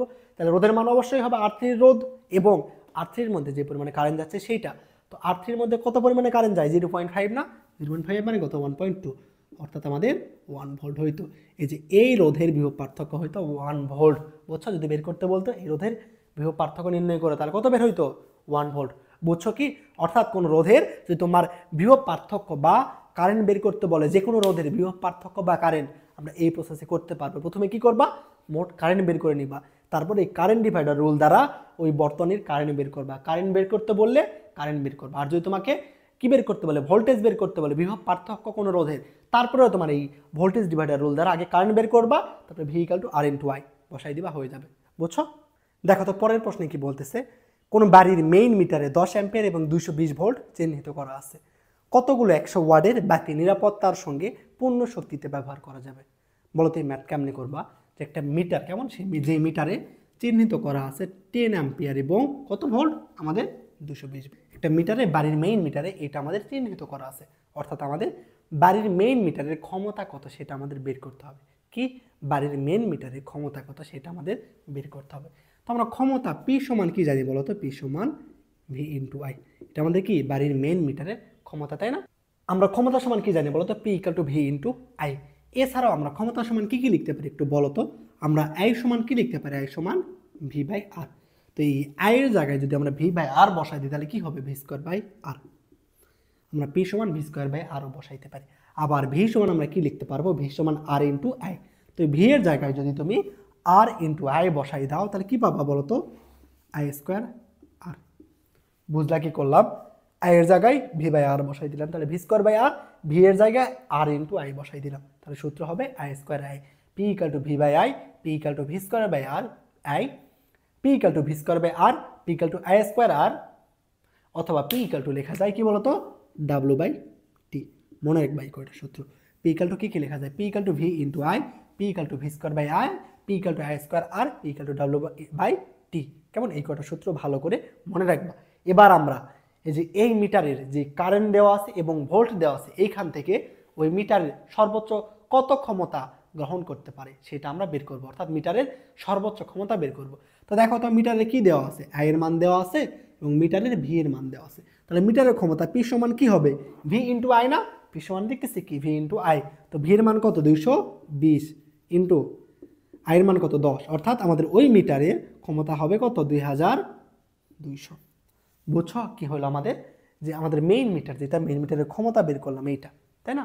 এবং আমাদের বাতি, একটা বাতির ক্ষমতা 100 ওয়াট, তো মিটারের ক্ষমতা 2200 ওয়াট। তো এইরকম কয়টা বাতি চলবে বলো তো, একদমই ইজি।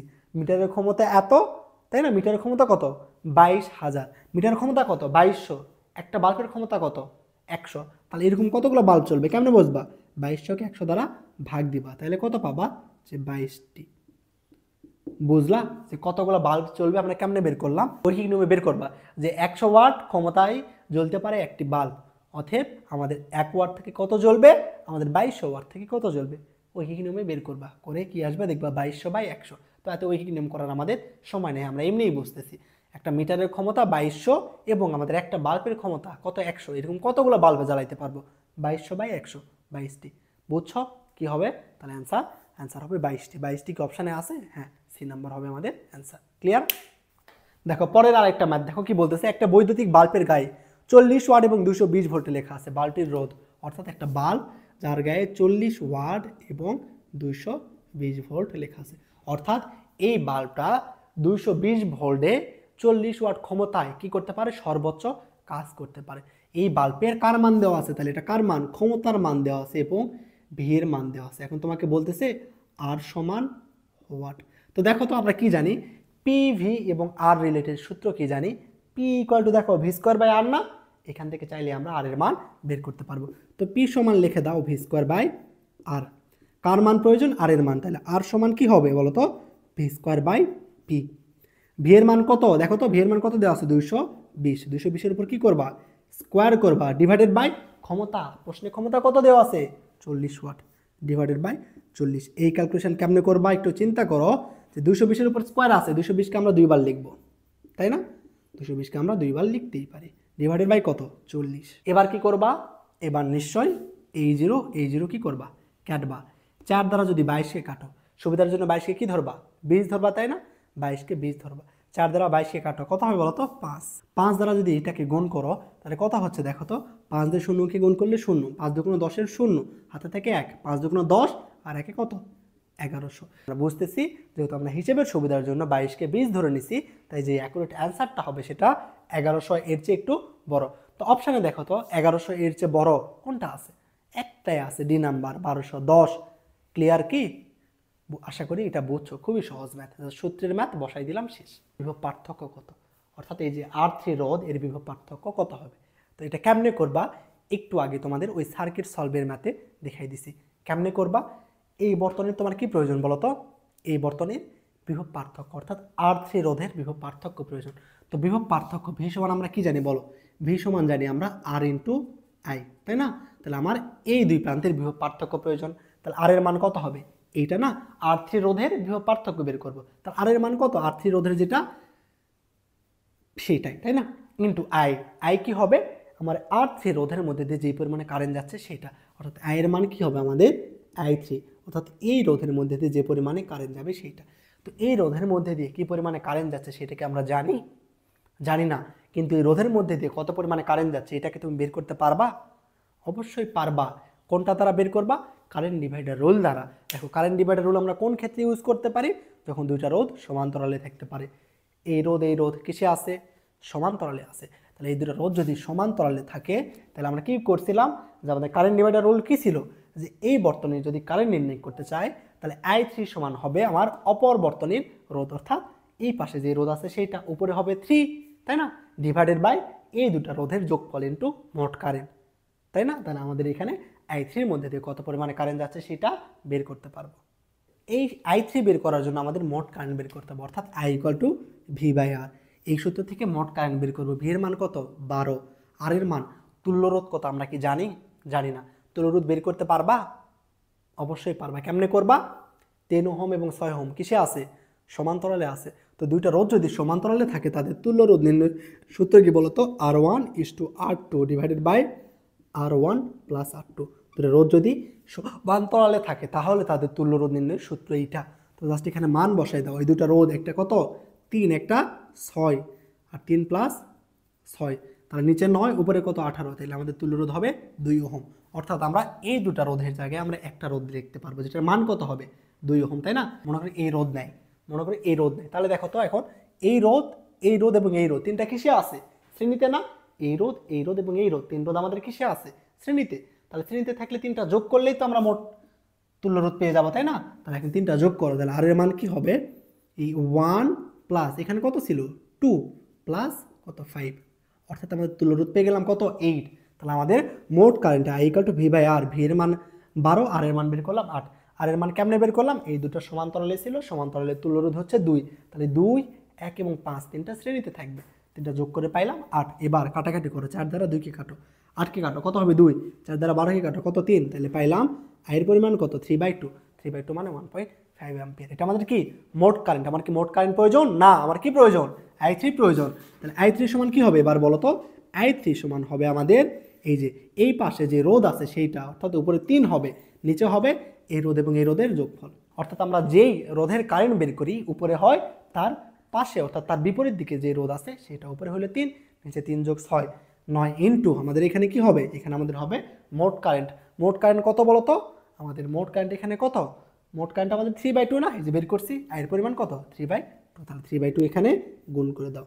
ক্লিয়ার? এই সূত্রটা তোমাদের লেখাই দিছি একটু আগে, যে আমাদের কারেন্ট ডিভাইডার রুল কি হয়। তাহলে দেখো তো 6 আর 3 কত হবে? 9। তাহলে নিচে 9 ইন্টু এখানে 3/2, উপরে কত? 3। এবার কাটাকাটি করো, দেখো 3 দ্বারা 9 কে কাটো, কত হবে? 3। এই 3 দ্বারা 3 কে কাটো, কত হবে? 1, তাই না। তাহলে আমরা এখান থেকে পাচ্ছি যে আমাদের I3 পরিমাণ কত? 1/2। I3 এর পরিমাণ যদি আমার 1/2 হয়, আমাদের কার পরিমাণ? I3 এর পরিমাণ 1/2। এখানে I3 এর পরিমাণ জাস্ট বসাই দাও, তাহলে 6 × 1/2, তাহলে কত হয়? 3 ভোল্ট। বুঝছো? তাহলে আমাদের R3 রোধের মধ্যে দিয়ে, অর্থাৎ 6 ওহম রোধের মধ্যে দিয়ে বিভব পার্থক্য কত হবে? 3 ভোল্ট। বুঝছো কি তোমরা? বলো তো। কঠিন না কিন্তু, একটু জাস্ট বড়। তোমরা যদি 3-4 বার নিজে নিজে প্র্যাকটিস করো তাহলে তোমার এত কিছু করার প্রয়োজনই নেই, তুমি মুখে মুখেই করে ফেলতে পারবা। যে দেখবা 6 এবং 3 দুটা কিসে আছে? সমান্তরালে আছে।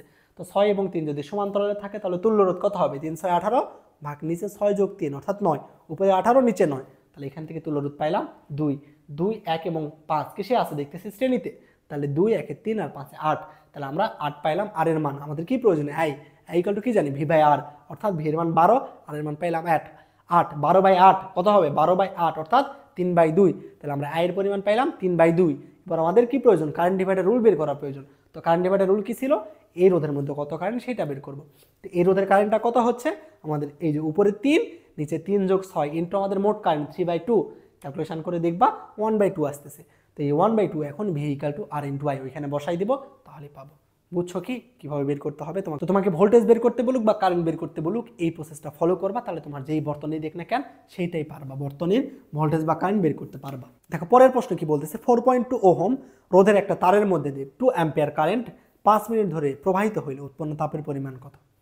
তো একটা তারের মধ্যে দিয়ে যদি কারেন্ট প্রবাহিত হয় তাহলে কি হবে বলো তো? তার কি কারেন্টকে প্রবাহিত হইতে দিতে চাইবে?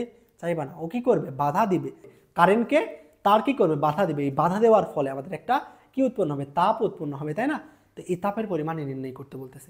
অর্থাৎ একটা তারের মধ্যে দিয়ে আমাদের যদি 2 অ্যাম্পিয়ার কারেন্ট 5 মিনিট ধরে চালনা করা হয়, তাহলে আমরা এখান থেকে বলতে পারি যে তার কর্তৃক কাজই হবে আমাদের কি বলতো? তাপ। বুঝছো? তাহলে আমরা এইখানে বলতে পারবো H এবং W কি? সেম, এইচ এবং ডাব্লিউ কি সেম। তো ডাব্লিউ সমান আমরা কি লিখতে পারি বলো তো, পি ইন্টু টি না, ডাব্লিউ সমান লিখতে পারি কি পি ইন্টু টি। তো পি সমান কি লেখা যায়, আমরা একটু আগে দেখছি পি ইকুয়াল টু লেখা যায় ভিআই, তাহলে ভিআইটি হবে। এবং পি সমান কি লেখা যায় তো আই স্কোয়ার আর, তাই না, পি সমান লেখা যায় তো কি আই স্কোয়ার আর, তাহলে পি সমান লেখা যাবে আই স্কোয়ার আর টি। এবং আরেকটা পি সমান লেখা যায় তো কি পি সমান V square by R into T, তাহলে পির জায়গায় আমরা বসাই দিতে পারবো V square by R into T. বুঝলা কি করলাম আমরা, এইখানে আমাদের পরিবাহী কর্তৃক কাজ এবং যেই পরিমাণে তাপ উৎপন্ন হবে দুইটা সমান, ডাব্লিউ এবং এইচ সমান লিখতে পারবো। ডাব্লিউ সমান আমরা জানি পি ইন্টু টি, পি সমান আমরা একটু আগেই দেখছি ভিআই হয়, পি এর জায়গায় ভিআই বসাই দিলাম। আবার পি সমান কি জানি ভি স্কোয়ার বাই আর হয়, ভি স্কোয়ার বাই আর বসাই দিলাম। এবং পি সমান জানি কি আই স্কোয়ার আর বসাই দিলাম। তাইলে দেখতেছি আমাদের এইচ বা ডাব্লিউ নির্ণয়ের সূত্র এই কয়টা। তো এই কয়টা সূত্র খুব ভালো করে মনে রাখবা, এই কয়টা সূত্র কি খুব ভালো করে মনে রাখবা। তোমাদের বারবার বলছি যে সূত্র তোমার এমসিকিউর জন্য মেন, তোমার সূত্রের কনসেপ্ট ক্লিয়ার থাকতে হবে, তাহলে ম্যাথ আপনা আপনি হবে, কিন্তু সূত্র তোমার খুব ভালো করে মুখস্থ রাখতে হবে। কি তো এ দেখো এই ম্যাথে কার কার মান দেওয়া আছে, আয়ের মান দেওয়া আছে কত 2 অ্যাম্পিয়ার, কারেন্ট কত সময় ধরে চালনা করবা 5 মিনিট, তাই না। এবং আমাদের রোধ কত দেওয়া আছে বলো তো 4.2, আর এর মান 4.2। বলো তো তাহলে এই সমান কোন সূত্র ইউজ করবা, নিশ্চয়ই ওইটা আই স্কোয়ার আর টি, কারণ আয়ের মান আর এর মান টির মান তিনটাই জানি, তাহলে এই সূত্র ইউজ করবো, তাই না। তাহলে আমাদের কখন কোন সূত্র ইউজ করবা কেমনে বুঝবা, যে এটার মান দেওয়া থাকবে তখন সেই সূত্র ইউজ করবা। যদি আমার ভি এর মান আর এর মান এবং টি এর মান দেওয়া থাকতো এই সূত্র ইউজ করতাম, আমার আই এর মান আর এর মান এবং টি এর মান দেওয়া আছে তাই এই সূত্র ইউজ করবো। তাহলে এই সমান I square into R into T, বুঝছো, এই সমান কি I square into R into T. এবার দেখো তো আয়ের মান কত আমাদের 2 অ্যাম্পিয়ার, 2 এর উপর স্কোয়ার করলে কত হবে 4, আর এর মান কত 4.2 ইন্টু টি এর মান কত বলো তো 5 মিনিট। মিনিটকে মিনিট রাখবা নাকি সেকেন্ড বানাবা, অবশ্যই সেকেন্ড বানাবা।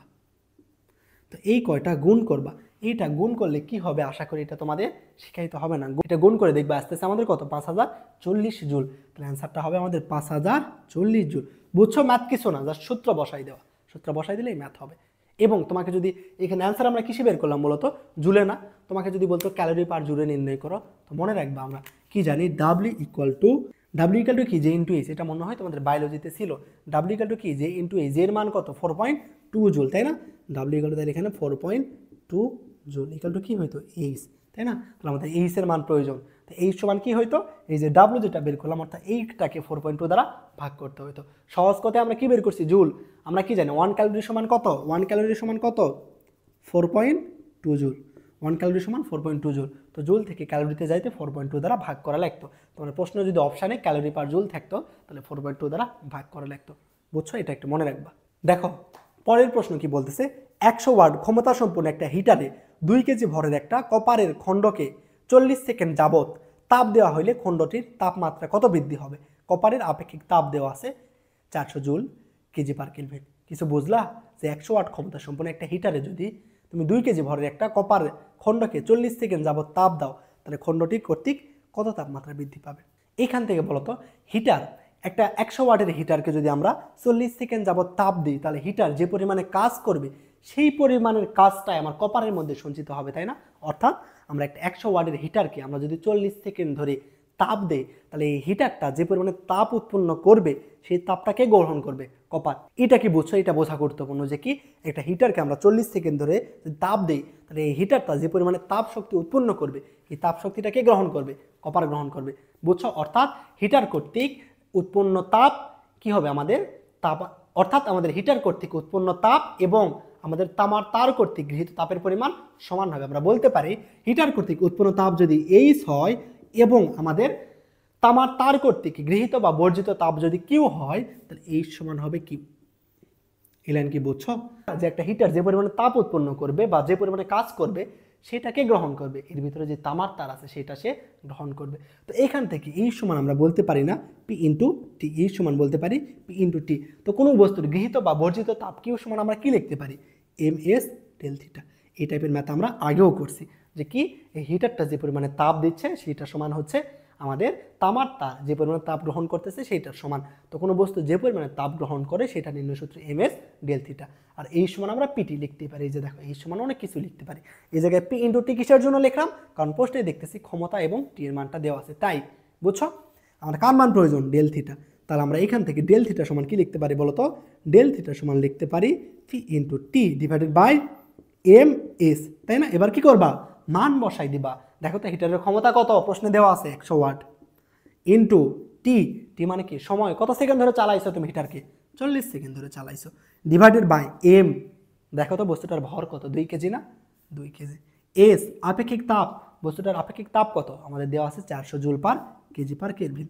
400 কাটাকাটি করতে পারবা? অবশ্যই পারতে হবে। দেখো 00 00 কাটো, 4 দ্বারা 4কে কাটো, তাহলে উপরে কত থাকে? 10, আর নিচে কত? 2, 2 দ্বারা 10কে কাটো, কত? 5। তাহলে অ্যান্সার কত হবে আমাদের? 5। তাহলে অপশানে আমাদের ডেল থিটার পরিমাণ কত? 5 কেলভিন, অর্থাৎ আমাদের তামার তারের তাপমাত্রা 5 কেলভিন বৃদ্ধি পাবে। যদি আমরা 100 ওয়াটের একটা হিটারে 40 সেকেন্ড ধরে তাপ দিই, তাহলে হিটারটা যে পরিমাণে তাপ উৎপন্ন করবে সেম পরিমাণে তাপ কপারের তার গ্রহণ করবে।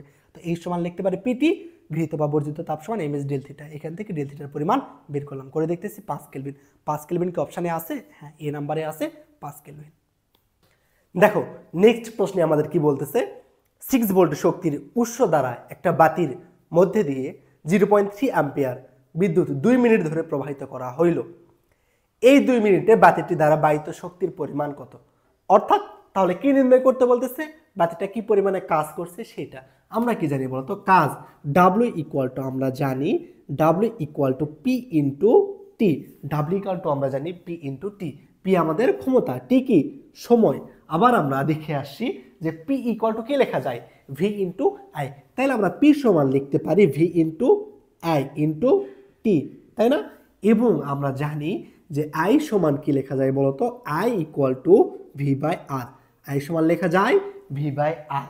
তো আই সমান যদি ভি বাই আর হয়, তাহলে এই আই এর জায়গায় আমরা এখন যদি ভি বাই আর বসাই দিই, তাহলে কি হবে বলতো? আই এর জায়গায় ভি বাই আর বসাই দিলে হবে ভি এবং ভি গুণ হবে আর ভাগ হবে, অর্থাৎ আই এর জায়গায় ভি বসাই দিলে হবে V square by R into T. বুঝলা কেমনে হইলো? আই সমান ভি বাই আর বসাই দাও, তাহলে উপরে ভি নিচে উপরে ভি গুণ হবে V square divided by R into T. এবং এইখান থেকে বলতো ভি সমান আমরা কি লিখতে পারি? ভি সমান আমরা লিখতে পারি আই ইন্টু আর। তো এই ভি এর জায়গায় যদি এই আই ইন্টু আর লিখো, তাহলে এইখান থেকে দেখবা আসতেছে আই স্কোয়ার আর টি। তাইলে দেখো তো ডাব্লিউ সমান আমরা কি লিখতে পারি? P into T equal to V into I into T equal to V square by R into T equal to I square R T. এই কয়টা সম্পর্ক খুব ভালো করে মনে রাখবা, ওকে? একদম ঠোঁটস্থ মুখস্থ রাখবা। কাজ সম্পর্কিত কোনো ম্যাথ আসলে এই সম্পর্ক থেকেই আসবে, এইখান থেকে প্রশ্ন আসার সম্ভাবনা অনেক অনেক বেশি। তো এই ম্যাথে দেখো তো কি কি দেওয়া আছে? 6 ভোল্ট বিভব পার্থক্য, অর্থাৎ ভি এর মান দেওয়া আছে আমাদের কত? 6 ভোল্ট ভি এর মান দেওয়া আছে। এবং কত বিদ্যুৎ প্রবাহ করো? 0.3 অ্যাম্পিয়ার, অর্থাৎ আয়ের পরিমাণ দেওয়া আছে 0.3 অ্যাম্পিয়ার। এবং সময় দেওয়া আছে কত বলতো? 2 মিনিট। মিনিটকে কি বানাবা? সেকেন্ড বানাবা। মিনিটকে সেকেন্ড বানাতে কি করতে হয়? 60 দ্বারা গুণ করতে হয়, অর্থাৎ 120 সেকেন্ড। দেখো তো তাইলে ভি এর মান দেওয়া আছে, আই এর মান দেওয়া আছে এবং টি এর মান দেওয়া আছে। কোন সূত্রে ইউজ করবা? নিশ্চয় W equal to V I T, এই সূত্রে ইউজ করবো আমরা। তাহলে W equal to V into I into T, এই সূত্রে ইউজ করবো। ভি এর মান দেওয়া আছে কত? 6। আই এর মান কত দেওয়া আছে বলতো? 0.3 ইন্টু টি এর মান কত দেওয়া আছে? 120, তাই না? আমরা কি শিখছি? কোনো ম্যাথে আমরা কি দশমিককে রাখি না? দশমিককে সর্বদা আমরা উঠাই দেই। তো এই দশমিককে যদি উঠাই দেই, তাহলে নিচে কি করতে হবে? 10 দ্বারা ভাগ করতে হবে। নিচে একটা জিরো, উপরে একটা জিরো কাটো। এবার জাস্ট গুণ করো, 6 দ্বারা 3কে গুণ করো, কত হবে? 3 6 18, 18 এবং 12 গুণ করো, কত হবে? 216 জুল হবে। অর্থাৎ অ্যান্সার আমাদের এখানে হবে 216 জুল। একদম ইজি ম্যাথ। জাস্ট এই সম্পর্কগুলো মনে রাখবা খুব ভালো করে। তারপর তোমার প্রশ্নে যেটার মান দেওয়া আছে সেই মানগুলো খুব সুন্দর করে বসাই দেবা, তাহলেই হবে। বুঝছো না? তাহলে চলো এবার আমরা পরের ম্যাথটা দেখি।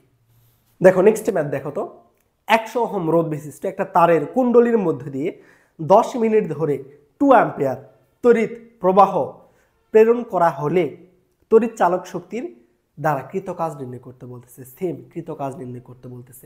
দেখো তো এখানে কার কার মান দেওয়া আছে? রোধ দেওয়া আছে কত? আর এর মান দেওয়া আছে আমাদের 100 ওহম, তাই না? এবং এখানে আমাদের দেওয়া আছে টাইম দেওয়া আছে কত? 10 মিনিট।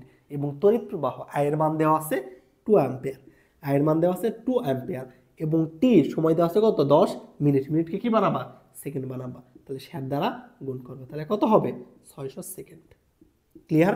আর এর মান দেওয়া আছে, আই এর মান দেওয়া আছে, টি এর মান দেওয়া আছে, তোমাকে নির্ণয় করতে বলতেছে, ডাব্লু নির্ণয় করতে বলতেছে। কৃত কাজ বা ব্যয়িত শক্তি যাই বলুক না কেন, কৃত কাজ বা ব্যয়িত শক্তি অর্থাৎ ডাব্লু নির্ণয় করতে বলতেছে। তাহলে এই কয়টার মধ্যে ডাব্লু সমান আমরা জানি এই কয়টা লেখা যায়, এই কয়টার মধ্যে কোন সূত্র তাহলে ইউজ করবো বলো তো? আমরা আই এর মান, আর এর মান, টি জানি, তাইলে যেই সূত্রে আই আর এবং টি আছে সেইটা ইউজ করব। তাহলে ডাব্লু ইকুয়াল টু আমরা ইউজ করব I square into R into T. দেখো আই এর মান দেওয়া আছে কত 2, 2 এর উপর স্কোয়ার, আর এর মান কত 100 ইন্টু টি এর মান কত বলতো 600 সেকেন্ড। বুঝছো? দেখো প্রশ্নে এভাবেই অপশনটা দেওয়া আছে, তাহলে কোনটা হবে? আমাদের অপশন হবে বি নাম্বারটা। ক্লিয়ার? একদমই সহজ ম্যাথ।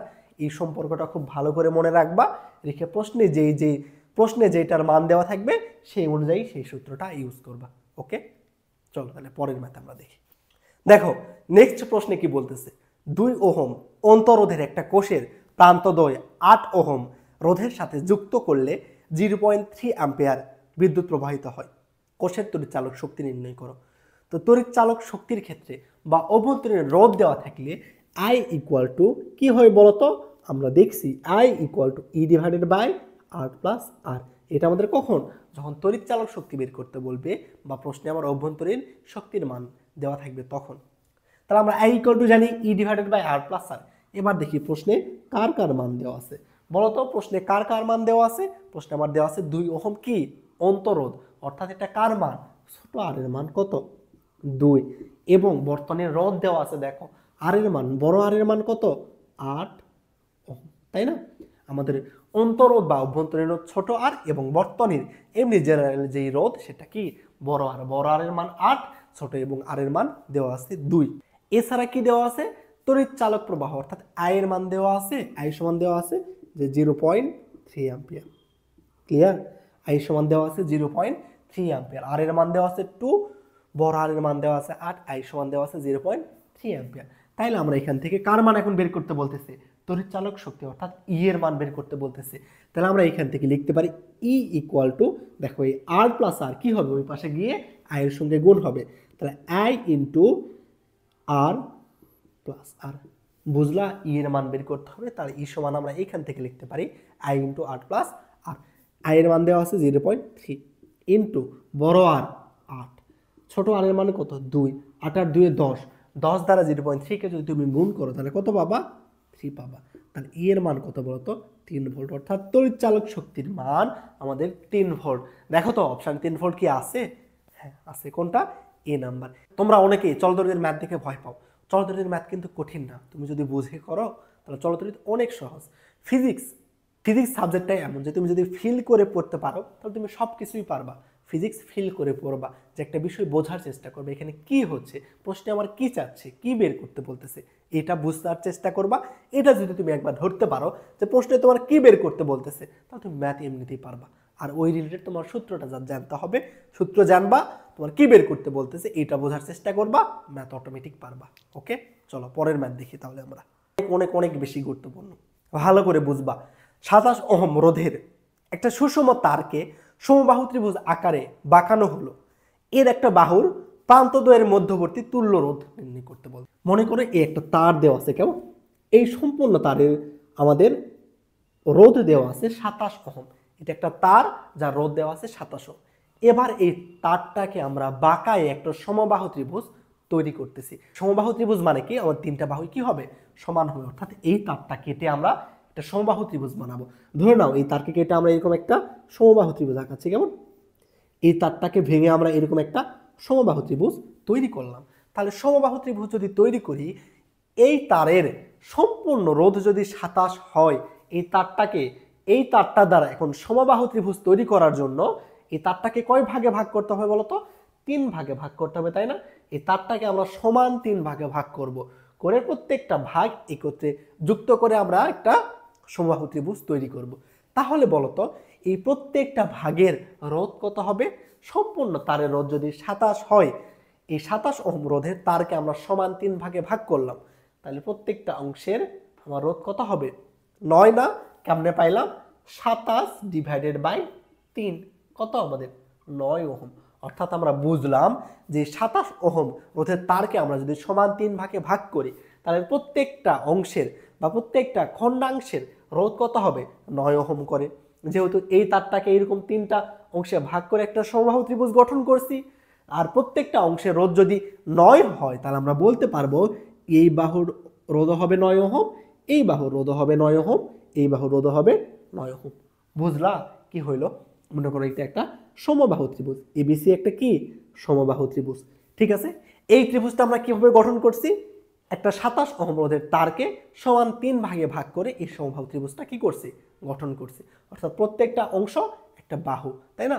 তার আমরা সম্পূর্ণ তারের রোধ যদি 27 ওহম হয় তাইলে প্রতিটা খণ্ডের বা প্রতিটা বাহুর রোধ হবে আমাদের 9 করে। ক্লিয়ার? এটা কি বুঝছো যে প্রত্যেক অংশের রোধ আমাদের 9 ওহম করে হবে। তাহলে প্রশ্নে আমার কি বলতেছে, এর একটা বাহুর প্রান্তদের মধ্যবর্তী তুল্যরোধ নির্ণয় করো, তাই না?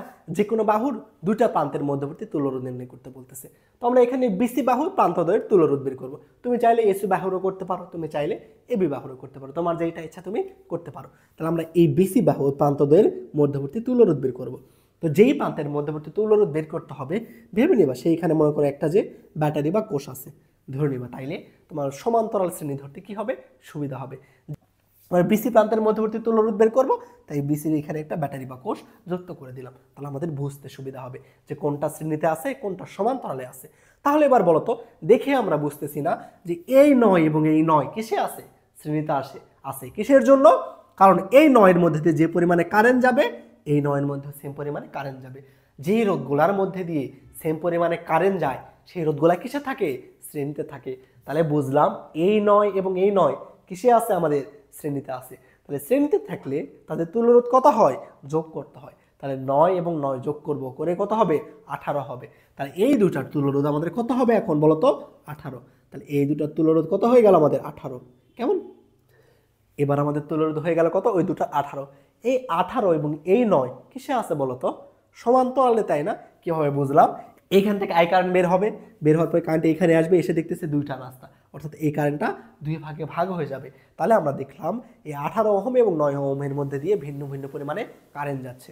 কোনো রোধের মধ্যে দিয়ে যদি ভিন্ন পরিমাণে কারেন্ট যায় এবং ওই রোধের দুইটা প্রান্ত একটা কমন বিন্দুতে থাকে তাহলে আমরা বলতে পারি ওই দুটো রোধ সমান্তরালে আছে।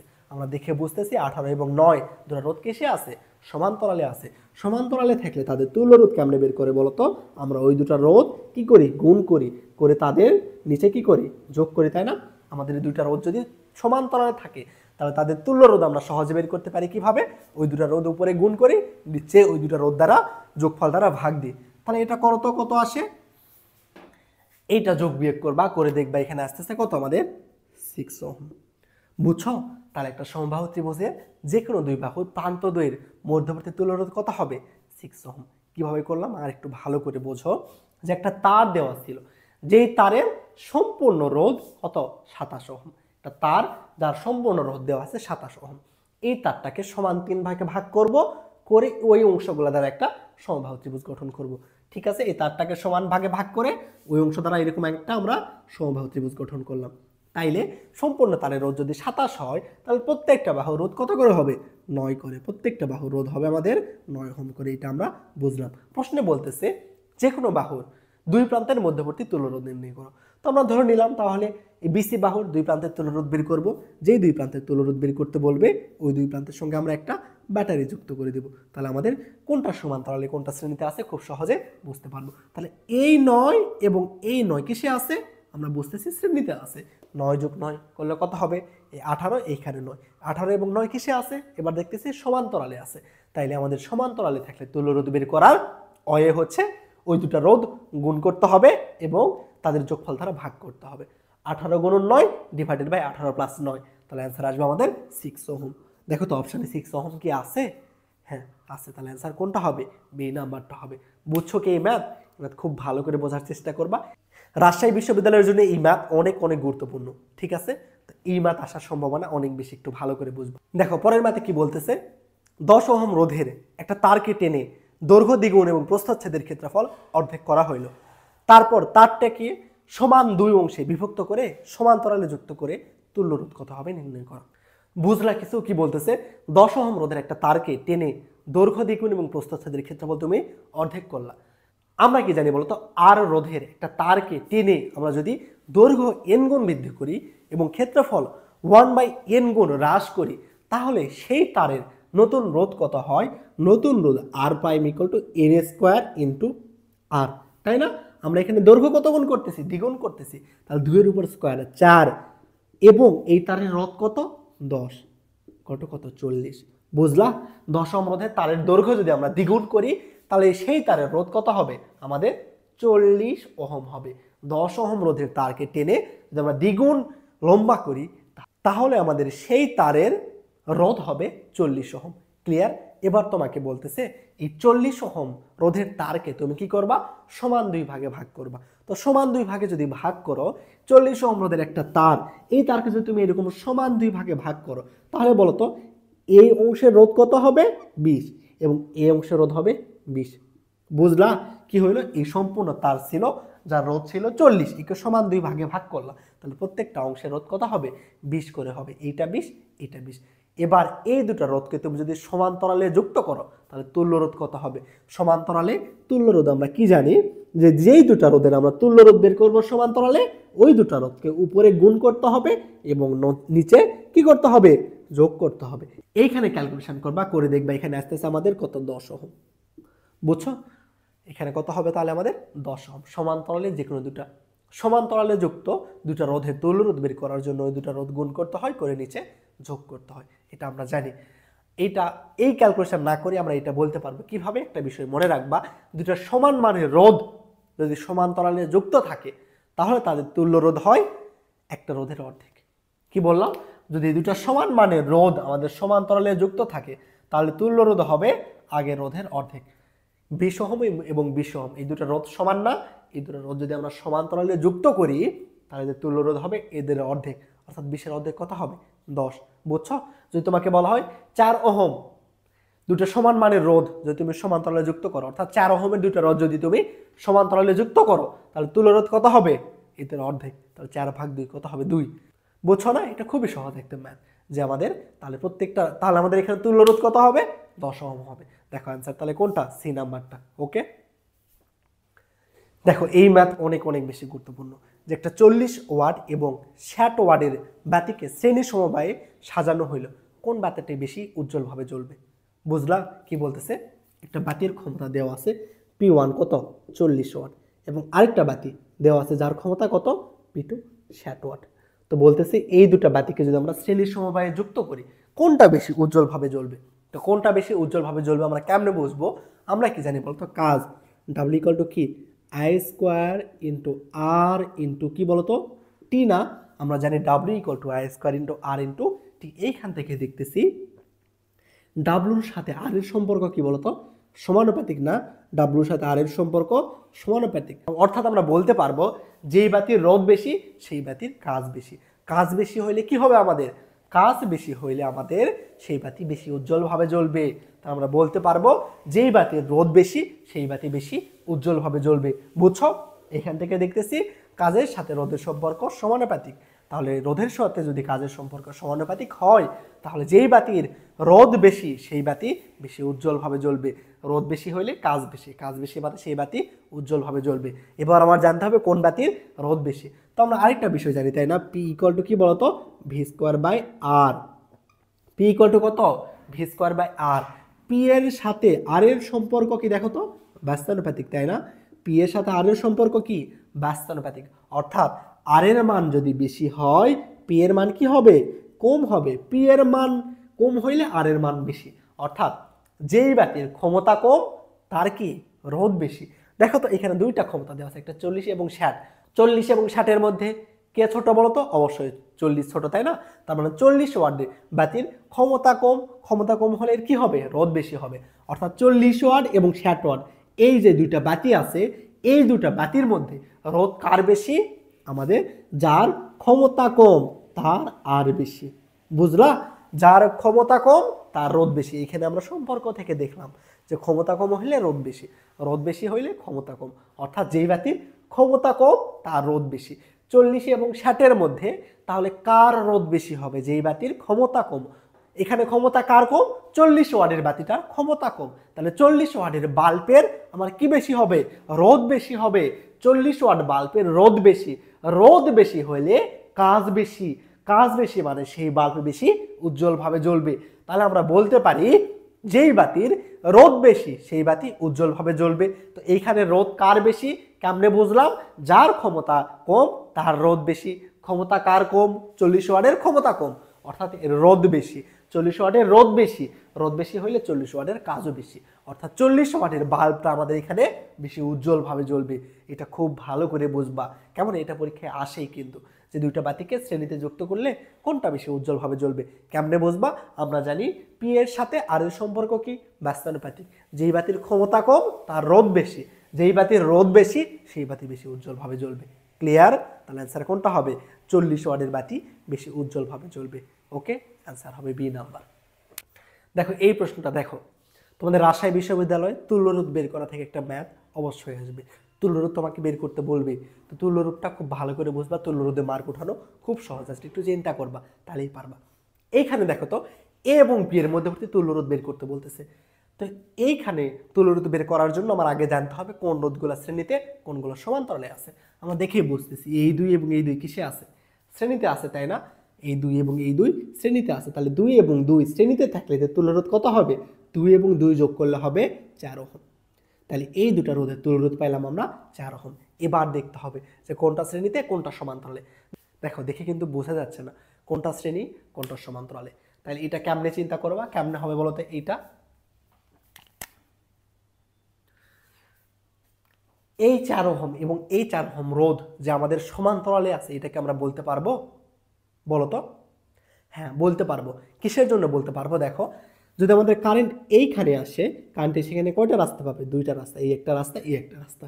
তার মানে এর মধ্যে I1 এর পরিমাণে কারেন্ট যাবে, এর মধ্যে I2 পরিমাণে কারেন্ট যাবে, অর্থাৎ এই দুটো রোধের মধ্যে দিয়ে ভিন্ন পরিমাণে কারেন্ট যাচ্ছে।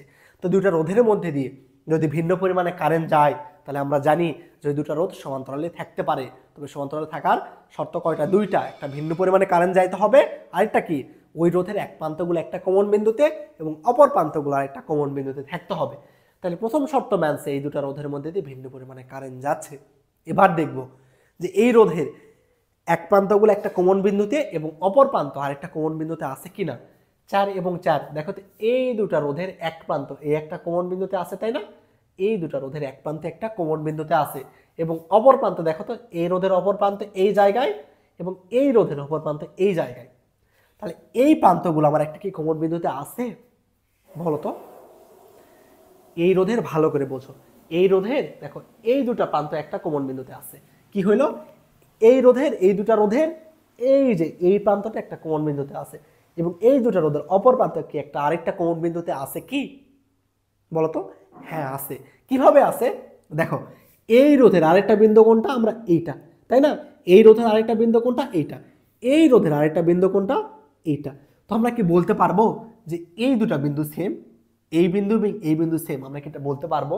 বলতো, এটা তোমাদের শিখাইছি যে এই তারের মাঝখানে কোনো রোধ আছে না, এই তারের মাঝখানে কোনো রোধ বা বাধা নেই। যেহেতু এই তারের মাঝখানে কোনো রোধ বা বাধা নেই, তাহলে আমরা চাইলেই বলতে পারি এই বিন্দুও যা এই বিন্দুও তা। আমরা একটু দুটাকে জাস্ট সরিয়ে লিখছি, এই বিন্দুও যা এই বিন্দুও তা। আমরা বলতে পারবো এই বিন্দু আর এই বিন্দু আমাদের সেম, আমরা এটা বলতে পারবো। কিসের জন্য? কারণ এই তারের মাঝখানে কোনো রোধ নেই। তাহলে আমরা বলতে পারবো এই বিন্দু আর এই বিন্দু সেম। তার মানে এই তার থাকাও যে কথা, এই তার না থাকাও সেমই কথা। ক্লিয়ার? বুঝছো না বোঝো নাই? বলো একটু, বলো তো। বুঝছো না বোঝো নাই? কি হইলো তাহলে আমাদের? ওই তার থাকাও যা ওই তার না থাকাও তা। এবার তোমরা বলতে পারবা যে এই দুটো রোধের এক প্রান্তে একটা কোণ বিন্দুতে এবং এই দুটো তারের আরেকটা বিন্দু আরেকটা কোণ বিন্দুতে আছে। তাহলে আমরা বুঝতেছি এই 4 এবং 4 কিসে আছে? সমান্তরালে। সেম ভাবে দেখো এই পাশে এবং এই পাশেও আছে কি? সমান্তরালেই আছে। তাহলে এই 4 এবং 4 যদি সমান্তরালে থাকে তাহলে তাদের তুল্যরোধ কত হবে? আমরা জানি দুটো সমান মানের রোধের তুল্যরোধ কত হয়? তাদের অর্ধেক হয়। দুটো সমান মানের রোধ যদি সমান্তরালে যুক্ত থাকে তাহলে তাদের তুল্যরোধ হয় অর্ধেক। অর্থাৎ এই 4 এবং 4 এদের তুল্যরোধ কত হবে? 2। 4 এবং 4 এর তুল্যরোধ কত হবে? 2। এটা এ। 4 এবং 4 এর তুল্যরোধ হলো আমাদের 2। এবার বলো তো, এই 5 এবং 5 এদের তুল্যরোধ কত হবে? 2.5। 5 এবং 5 এর তুল্যরোধ কত বলো তো? 2.5 হবে। তাহলে 5 এবং 5 এর তুল্যরোধ হবে আমাদের 2.5। বুঝছো? এবং 2 এবং 2.5 কিসে আছে? এবার শ্রেণীতে আছে। শ্রেণীতে থাকলে তাদের তুল্যরোধ কি করতে হয়, যোগ করতে হয়। তাহলে 2 যোগ 2.5 করলে কত হবে আমাদের 4.5 ওহম। ক্লিয়ার? বলতো আমাকে এটা কি হইলো আমাদের, যে এই 2 এর সাথে এই 2 শ্রেণীতে আছে, 2 যোগ আড়াই, তাহলে কত হবে আমাদের 4.5 ওহম হবে আমাদের তুল্যরোধ।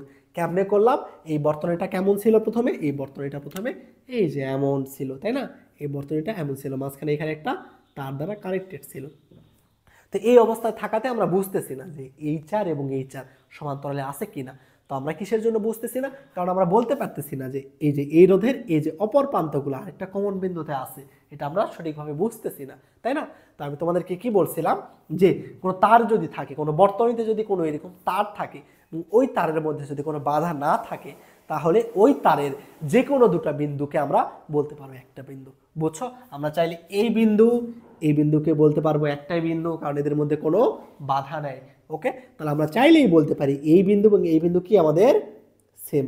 আমরা বলতেই পারি যে এই বিন্দু এবং এই বিন্দু আমাদের সেম, অর্থাৎ এই রোধের এই প্রান্ত যে বিন্দুতে, এই রোধের অপর প্রান্ত আমাদের সেম বিন্দুতে আছে। অর্থাৎ 4 এবং 4 আমাদের কিসে থাকবে বলতো, সমান্তরালে আছে। 4 এবং 4 সমান্তরালে সেম ভাবে দেখো, এই 5 ওহমের একটা বিন্দু একটা কমন প্রান্ততে, অপর বিন্দু আরেকটা কমন বিন্দুতে আছে, তাই না। তাহলে আমরা বলতে পারবো 5 এবং 5 ওহম এদের অপর প্রান্তগুলো আমাদের আরেকটা কমন বিন্দুতে আছে। অর্থাৎ 5 এবং 5 সমান্তরালে, 4 এবং 4 সমান্তরালে। 4 এবং 4 সমান্তরাল করলে হয় 2, 5 এবং 5 সমান্তরাল করলে হয় 2.5। তাই 2 এবং 2.5 যোগ করে হবে 4.5। ক্লিয়ার? দেখো পরের মাতে কি বলতেছে, 3 ওহম রোধের একটা তারের মধ্যে দিয়ে 2 অ্যাম্পিয়ার তড়িৎ 6 মিনিট ধরে প্রবাহিত হলে উৎপন্ন তাপের পরিমাণ নির্ণয় করতে বলতেছে। অর্থাৎ কতটুকু তাপ উৎপন্ন হবে যদি 3 ওহম তারের মধ্যে দিয়ে তুমি 2 অ্যাম্পিয়ার কারেন্ট 6 মিনিট ধরে চালনা করো।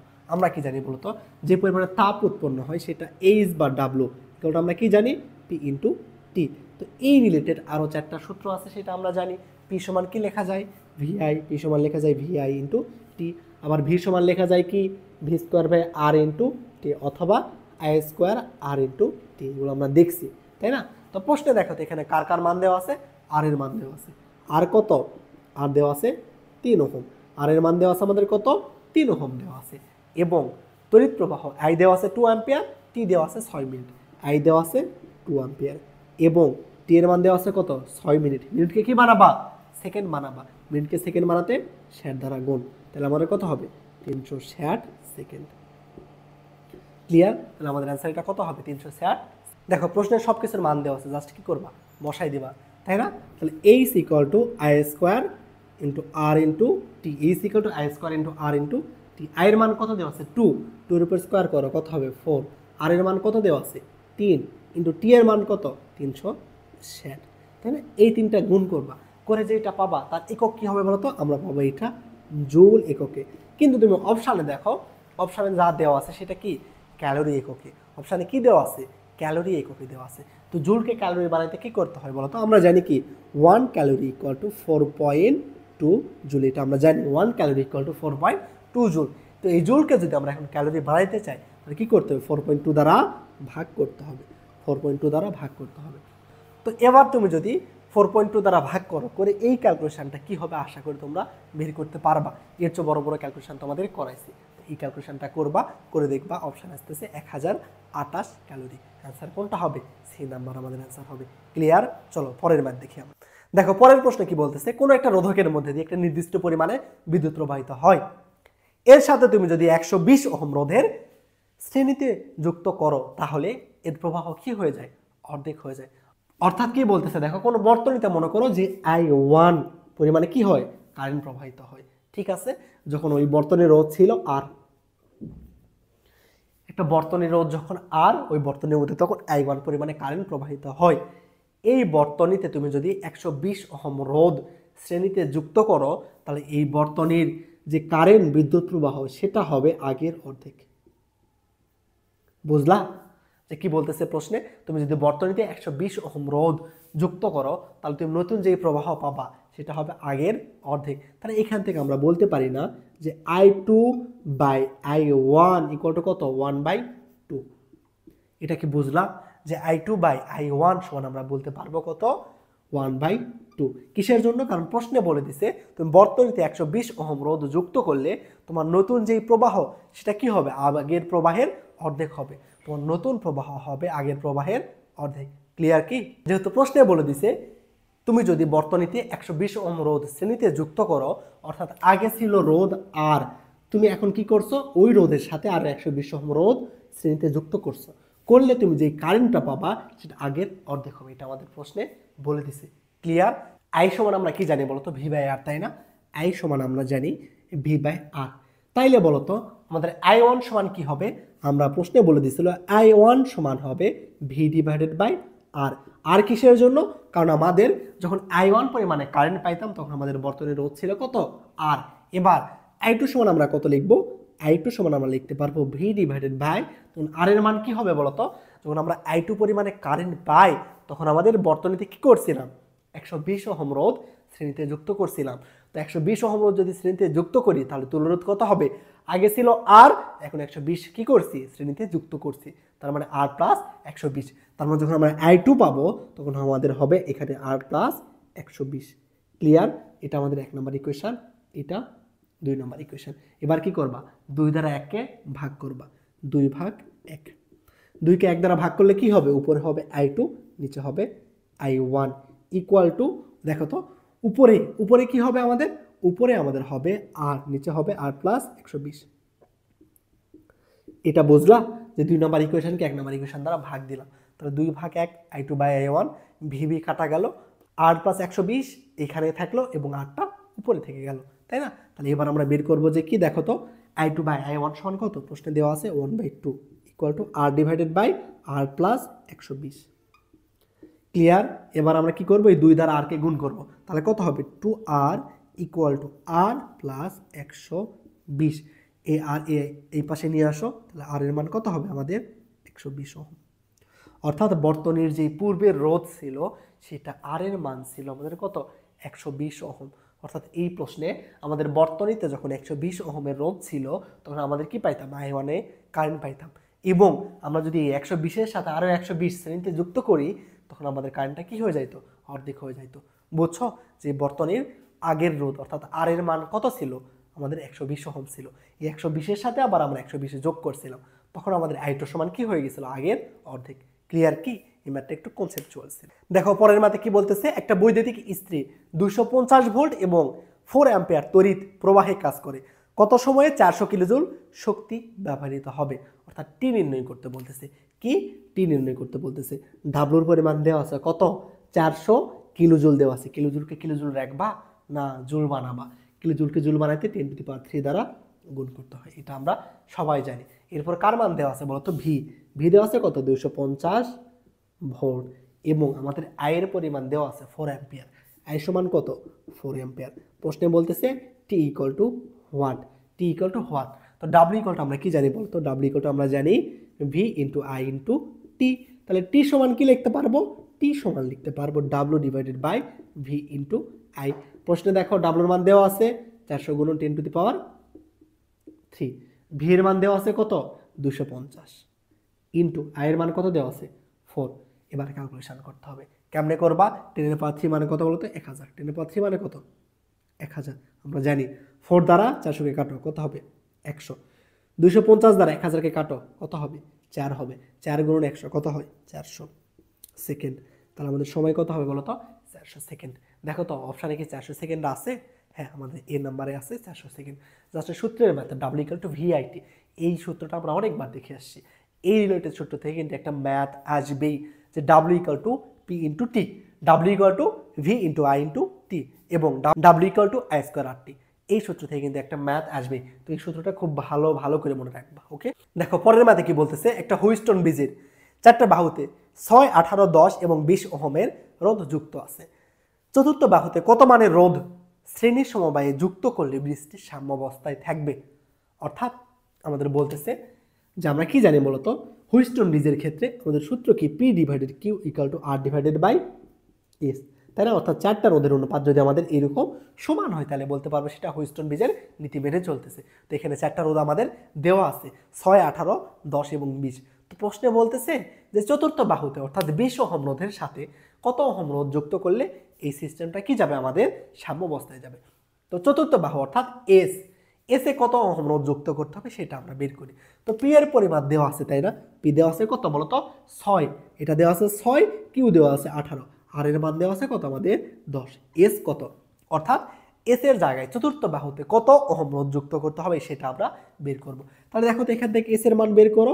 এস সমান কত হবে, এস ইকুয়াল টু হবে 18 10-এর সাথে গুণ, তাহলে 180 ডিভাইডেড বাই 6, 6 দ্বারা 18-কে কাটো, কত হবে 3, অর্থাৎ 30। তার মানে আমরা বুঝলাম চতুর্থ বাহুতে যদি আমরা 30 ওহম রোধ স্থাপন করি তাহলে এটা আমাদের হুইস্টন ব্রিজের কি হবে, সাম্যাবস্থায় যাবে।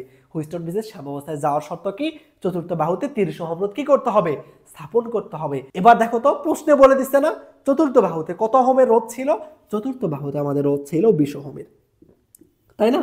চতুর্থ বাহুতে রোধ আছে 20 ওহমের, আমার বানাইতে কত হবে, 30 ওহম বানাইতে হবে।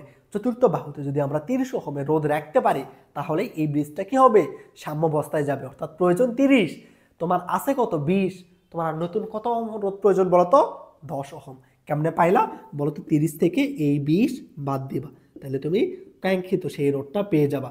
অর্থাৎ তোমার এই 20 ওহমের সাথে যদি তুমি 10 ওহম রোধ শ্রেণীতে যুক্ত করো তাহলে তুমি কি পাবা, এই বীজটাকে সাম্য অবস্থায় পাবা। বুঝছো বলতো, খুবই সহজ। যে প্রশ্ন বলতেছে চতুর্থ বাহুতে কত ওহম রোধ যুক্ত করলে এই বীজটা সাম্য অবস্থায় যাবে। আমরা জানি P divided by Q equal to R divided by S. P এর মান দেওয়া আছে 6, কিউ এর মান 18, আর এর মান দেওয়া আছে 10, এস এর মান কত বের করব, এস দেখতেছি 30। অর্থাৎ আমাদের চতুর্থ বাহুতে যদি 30 ওহমের রোধ বসাই তাহলে বীজটা সাম্যাবস্থায় থাকবে। আমাদের বসাইতে হবে 30, প্রশ্নে দেওয়া আছে কত বলতো 20 ওহম দেওয়া আছে, তাহলে আরো কত প্রয়োজন, আরো 10 ওহম প্রয়োজন, তাহলে হবে আমাদের 30। ক্লিয়ার কি? এবার চিন্তা করো এই প্রশ্নটা যদি এমন হইতো যে তোমার এই আর এর মান দেওয়া আছে 40, কত, তোমার চতুর্থ বাহুতে রোধ দেওয়া আছে 40, কিন্তু সাম্যাবস্থানে নিয়ে যাওয়ার জন্য তোমার কত প্রয়োজন, 30 ওহম প্রয়োজন। তাহলে কিভাবে হবে, কেমনে বুঝবা? আগেটাই নইলে আমরা বুঝলাম সহজে হইতে হবে 30 ছিল 20, তাই 10কে শ্রেণীতে যুক্ত করতে হবে। কিন্তু এবার দেখো কি হচ্ছে, আমার প্রয়োজন 30, আমার আছে কত 40, তো এই 40কে 30 কে আপনি বানাইতে পারি বলো তো, 40 থেকে কি 10 বিয়োগ করবা, তাইলে হবে, হবে না। তোমার কি করতে হবে, এই 40 ওহমের সাথে তোমার একটা রোধ সমান্তরালে যুক্ত করতে হবে। তো কত ওহমের রোধ সমান্তরালে যুক্ত করতে হবে আমরা জানি না, তাহলে এই ম্যাথটা কেমনে করবা দেখো। সমান্তরালের সূত্র কি হয়, আমাদের হইতে হবে অ্যান্সার কত 30, 1/30 অ্যান্সার হইতে হবে, তাই না? এবং আমাদের রোধ একটা কত দেওয়া আছে 40, এবং আরেকটা কত রোধ সমান্তরালে যুক্ত করতে হবে আমরা জানি না, সেই রোধটা ধরে নিব 1/r। এইখান থেকে ক্যালকুলেশন করে আর এর মানটা বের করব, করে যত হবে তত হবে এটার অ্যান্সার। বুঝছো যে তোমার চতুর্থ বাহুতে যদি রোধের পরিমাণ বেশি দেওয়া থাকে কিন্তু তুমি ম্যাথ করে দেখতেছো সাম্যাবস্থানের জন্য তোমার যে মানটা দেওয়া আছে তার চেয়ে কম মান প্রয়োজন, একটা বিষয় মনে রাখবা যে তুমি যদি রোধকে কমাইতে চাও, তুল্য রোধকে যদি কমাইতে চাও তাহলে ওই রোধের সাথে যে কোনো রোধকে তোমার সমান্তরালে যুক্ত করতে হবে। সমান্তরালে রোধ যুক্ত করলে তুল্য রোধ কমে যায়, শ্রেণীতে রোধ যুক্ত করলে তুল্য রোধ বেড়ে যায়। এটা খুব ভালো করে মনে রাখবা, শ্রেণীতে রোধ যুক্ত করলে তুল্য রোধ বেড়ে যায়, সমান্তরালে রোধ যুক্ত করলে কি হয়, আমাদের তুল্য রোধ কমে যায়। অর্থাৎ সমান্তরালে আমরা যদি রোধ যুক্ত করি তাহলে তুল্য রোধ কি হবে, আমাদের কমে যাবে। ঠিক আছে, বুঝছো না? প্রশ্ন তোমাকে যদি এইভাবে দিত যে তোমার চতুর্থ বাহুতে রোধ দেওয়া আছে 40, তুমি ম্যাথ করে দেখতেছো সাম্য অবস্থানের জন্য প্রয়োজন 30, তাহলে এই 40 ওহমের সাথে তুমি একটা রোধ এখন সমান্তরালে যুক্ত করবা নাকি শ্রেণীতে যুক্ত করবা, কেমনে বুঝবা যে তোমার কম রোধ প্রয়োজন? এই 40কে তোমার কি করতে হবে, কম বানাইতে হবে। তো আমরা একটা রোধকে কেমনে কম বানাইতে পারি, যদি ওই রোধের সাথে আরেকটা রোধ সমান্তরালে যুক্ত করতে পারি। তার মানে আমরা বুঝলাম এই 40-এর সাথে একটা রোধকে সমান্তরালে কি করতে হবে, যুক্ত করতে হবে, করলে আমরা কত পাবো, 30 পাবো। বুঝছো? তাহলে এই কতটা রোধ আমাদের যুক্ত করতে হচ্ছে এটাই আমরা বের করব। ক্লিয়ার কি? সমান্তরালের জন্য এইটা একটু প্যাঁচানো, এটা মনে রাখবা। আর শ্রেণী হলে তো সহজ, শ্রেণীতে জাস্ট যোগ করলেই আমরা পাই। এখানে আছে 30, এখানে দেওয়া আছে মনে করো যে 10, তাই না? তোমার প্রশ্নে দেওয়া আছে চতুর্থ বাহুতে 10 ওহমের রোধ দেওয়া আছে, আর তুমি দেখতেছো তোমার চতুর্থ বাহুতে 30 প্রয়োজন। 10কে 30 কেমনে বানাবা বলো তো? কোন রোধ শ্রেণীতে যুক্ত করবা নাকি সমান্তরালে? শ্রেণীতে যুক্ত করবা। কত ওহমকে যুক্ত করবা? আছে 10, বানাইতে হবে 30, অর্থাৎ 20 ওহম রোধকে আমরা শ্রেণীতে যুক্ত করব। বুঝছো? শ্রেণীটা সহজ। যদি এমন হয় যে এখানে দেওয়া আছে 40, আছে 40, বানাইতে হবে 30, অর্থাৎ এই রোধটাকে আমার কি করতে হবে, কমাইতে হবে, তাই না? আমরা তুল্য রোধ কখন কম পাই, যখন এই রোধের সাথে আরেকটা রোধকে আমরা সমান্তরালে যুক্ত করি, অর্থাৎ এই 40-এর সাথে আমরা আর ওহম রোধকে যদি সমান্তরালে যুক্ত করি তাহলে ধরে নিব পাবো 30 ওহম। ক্লিয়ার? যে 40 ওহম রোধের সাথে আমরা আর ওহম রোধকে যদি সমান্তরালে যুক্ত করি তাহলে পাবো 30 ওহম রোধ। তাহলে আমাদের সূত্রটা কি হবে? সমান্তরালের জন্য 1/30 ইকুয়াল টু আমাদের 40 ওহম রোধ ছিল প্লাস 1/r। ক্লিয়ার? আশা করি বুঝছো তোমরা এটা। দেখো বিদ্যুৎ বিল হিসেবের ম্যাথ। এবার দেখো আমরা বিদ্যুৎ বিল হিসেবের ম্যাথ দেখব। বিদ্যুৎ বিল হিসেবের সূত্র কি আমরা দেখছি না? W equal two PTN/1000। এটা আমাদের কি? এটা আমাদের বিদ্যুৎ বিল হিসেবের সূত্র। W equal two PTN/1000। P ক্ষমতা, T সময়। ঠিক আছে? এনটা কি? আমরা কতটা বাতি বা কতটা ফ্যান জ্বালাচ্ছি এইটা। ওকে? প্রশ্নে দেখো দেওয়া আছে কি কি দেওয়া আছে? 100 ওয়াট এবং 220 ভোল্ট পার্থক্যে একটা বৈদ্যুতিক বাল্ব প্রতিদিন 10 ঘন্টা জ্বলে। ঠিক আছে? এবং 1 কিলোওয়াট আওয়ারের মূল্য 3 টাকা হইলে জুলাই মাসে কত বৈদ্যুতিক বিল আসবে সেটা হিসাব করতে হবে। তাহলে দেখো তো এই ম্যাথে কি দেওয়া আছে? 100 ওয়াট ক্ষমতা দেওয়া আছে, তাই না? তোমরা পি দেওয়া আছে কত? আমাদের 100 ওয়াট। এবং টি এর মান কত দেওয়া আছে? কত সময়? সময় কত ঘন্টা দেওয়া আছে? যে 10 ঘন্টা। টি এর মান দেওয়া আছে আমাদের 10। ক্লিয়ার? এবং আমাদের এখন কি বের করতে হবে? টি এর মান দেওয়া আছে কত বলতো? 10 ঘন্টা। তাহলে এই সূত্রে জাস্ট আমরা বসাই দিব। W ইকুয়াল টু পি এর মান কত? 100 ওয়াট, তাই না? টি এর মান কত বলতো? 10 ঘন্টা। টি এর মান কি 10 ঘন্টা হবে? হবে না। কত হবে তাহলে বলতো? তুমি পুরা জুলাই মাস জুড়ে এই কারেন্টটা ইউজ করছো, তাই না? তার মানে 1 ঘন্টা সমান একদিনে 10 ঘন্টা জ্বালাচ্ছ। জুলাই মাসে কত দিন বলতো? 31 দিন। এই জন্য তোমার টাইমকে 31 দ্বারা গুণ করতে হবে। এটা মনে রাখবা। অনেকে এখানে 30 দ্বারা গুণ করে, যেহেতু তোমার বলে দিছে জুলাই মাস। জুলাই মাস মানে 31 দিন, কিন্তু একদিনে চালাচ্ছ 10 ঘন্টা। এক মাসে চালাবা তাহলে 10 গুণ 31। 10 গুণ 30 কিন্তু এই ম্যাথের জন্য না। আমার যদি মাস না বলে দিত তাহলে 10 গুণ 30 দিতাম। ক্লিয়ার? ইন্টু এর মানে সংখ্যা আমরা কয়টা জ্বালাচ্ছি বলতো? একটাই, তাই না? এর মান 1 ডিভাইডেড বাই 1000। তাহলে আমরা কি পাবো বলতো? আমরা এখানে পাবো কিলোওয়াট আওয়ার এককে কত শক্তি ব্যয় করতেছি। অর্থাৎ আমরা যদি এই 100 ওয়াট ক্ষমতার একটা বাল্ব দৈনিক 10 ঘন্টা করে জুলাই মাসে চালাই, তাহলে জুলাই মাসে জুড়ে এই বাল্বটা কত শক্তি ব্যয় করবে সেটা আমরা পাবো। কোন এককে? কিলোওয়াট আওয়ার অথবা ইউনিট এককে। এককটাকে আমরা বলবো কিলোওয়াট আওয়ার বা ইউনিট এককে। ঠিক আছে? তাহলে দেখো 00 00 কাটো, 10 10 কাটো, তাহলে এখানে কত পাচ্ছি আমরা? 31 কিলোওয়াট আওয়ার। এই কিলোওয়াট আওয়ারকে আমরা বলি বাণিজ্যিক একক কি? ইউনিট। বুঝছো? যে আমরা যদি 100 ওয়াটের বাল্বকে দৈনিক 10 ঘন্টা করে জুলাই মাসে জ্বালাই তাহলে আমাদের বিদ্যুৎ খরচ কত হবে? 31 কিলোওয়াট আওয়ার। প্রশ্নে বলে দিছে 1 কিলোওয়াট আওয়ারের মূল্য 3 টাকা। তাহলে আমার 31 কিলোওয়াট আওয়ারের মূল্য কত হবে? 31 গুণন 3। ক্লিয়ার? তাহলে এখান থেকে পাবা তোমরা 3 একে 3, 3 3 9, 93 টাকা। তাহলে তুমি 100 ওয়াট বাল্বের ক্ষমতার একটা বাল্ব যদি তুমি দৈনিক 10 ঘন্টা করে জুলাই মাসে জ্বালাও তাহলে তোমার বিদ্যুৎ বিল কত টাকা আসবে? 93 টাকা। তাহলে অ্যান্সার কোনটা হবে? D number. বিদ্যুৎ বিল হিসেবের জন্য সূত্র একটাই। বিদ্যুৎ বিল হিসেব করতে বললে সূত্র একটাই, W ইকুয়াল টু PTN/1000। এখানে তোমার যদি 5টা বাল্ব দেওয়া থাকতো 5টা বাল্বের জন্য এইভাবে হিসেব করে নিতা যে কত করে তোমার ব্যয় হচ্ছে, বিদ্যুৎ খরচ কত। ঠিক আছে? এখানে একটা বিষয় মনে রাখবা যে কি? পি এর এককটা হইতে হবে ওয়াট, টি এর এককটা হইতে হবে ঘন্টা এবং 1000 দ্বারা ভাগ করতে হবে। ক্ষমতার একক হইতে হবে ওয়াট, টি এর একক টাকা হবে ঘন্টা। যদি মিনিটে থাকে ঘন্টা বাড়াই নিবা, সেকেন্ড থাকলেও তোমার ঘন্টা বাড়াই নিতে হবে, এটা মনে রাখবা। ঠিক আছে? তাহলে এইখান থেকে আমরা ডাব্লুর যে এককটা পাবো, অর্থাৎ এইখান থেকে আমরা যে মানটা পাবো সেটা কোন এককে পাবো? ইউনিট বা কিলোওয়াট আওয়ার। কিলোওয়াট আওয়ার যা, ইউনিট আমাদের সেম। কিলোওয়াট আওয়ারের বাণিজ্যিক নেম আমরা বলি ইউনিট। বুঝছো কি? তাহলে বিদ্যুৎ বিল হিসেবের জন্য সূত্র কি? W equal two PTN/1000। এই এককটা কি পাবো আমরা? কিলোওয়াট আওয়ার বা ইউনিট। বুঝছো না? তাহলে চলো পরের ম্যাথে আমরা দেখি। পরের ম্যাথে বলতেছে কিভাবে বর্তনীতে অ্যামিটারের সংযোগ দিতে হয়। অ্যামিটারের কাজ কি বলতো? মনে রাখবে অ্যামিটার দ্বারা আমরা কি করি? বিদ্যুৎ প্রবাহ মাপি। অ্যামিটার দ্বারা আমরা কারেন্ট মাপি। অ্যামিটার দ্বারা কি করি? কারেন্ট মাপি। আর গ্যালভানোমিটার দ্বারা কি করি? বিদ্যুতের অস্তিত্ব মাপি। অর্থাৎ কোনো একটা বর্তনীতে বিদ্যুৎ আছে কিনা এই অস্তিত্ব মাপি, যার দ্বারা সেটা কি? গ্যালভানোমিটার। আর কোন বর্তনীতে কি পরিমাণে কারেন্ট যাচ্ছে এটা মাপি আমরা কি দ্বারা? অ্যামিটার দ্বারা। এবং আমরা ভোল্টেজ মাপি কিসের দ্বারা? ভোল্ট মিটার দ্বারা। ঠিক আছে? আর মাল্টিমিটার দ্বারা আমরা সবকিছুই করতে পারি, এটা ভালো করে মনে রাখবা। এবং তাহলে এই প্রশ্নে কি বলতেছে? কিভাবে বর্তনীতে অ্যামিটার সংযোগ করতে হয়? মনে রাখবা অ্যামিটারকে সর্বদা শ্রেণীতে যুক্ত করতে হয়, কারণ কি অ্যামিটারের মধ্যে আমরা কি মাপি, কারেন্ট মাপি না।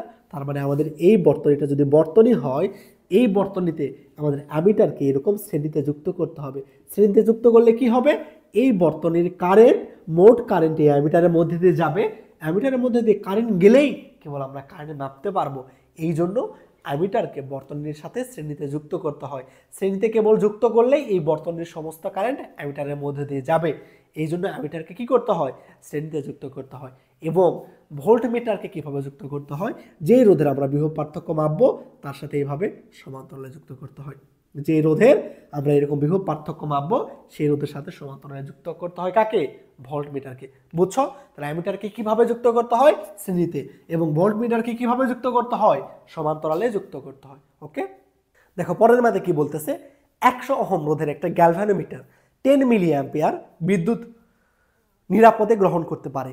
10 অ্যাম্পিয়ার তড়িৎ প্রবাহ মাপার জন্য কত রোধের শান্ট যুক্ত করতে হবে? শান্ট কি ছিল মনে আছে বলতো?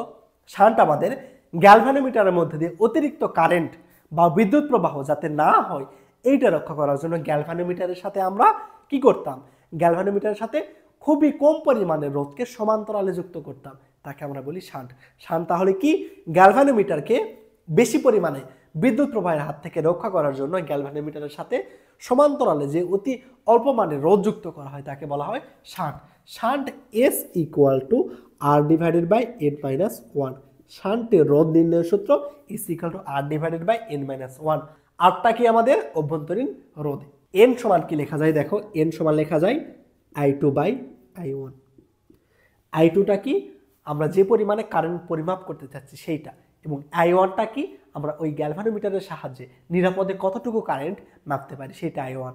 অর্থাৎ আমরা যেটুকু কারেন্ট নিরাপদে মাপতে পারি সেটা I1, এবং আমরা কত কারেন্ট মাপতে চাচ্ছি পরবর্তীতে সেটা I2। আগে মাপতে পারতাম নিরাপদে কত, সেটা I1, নতুন করে কত কারেন্ট মাপতে চাচ্ছি সেটা I2।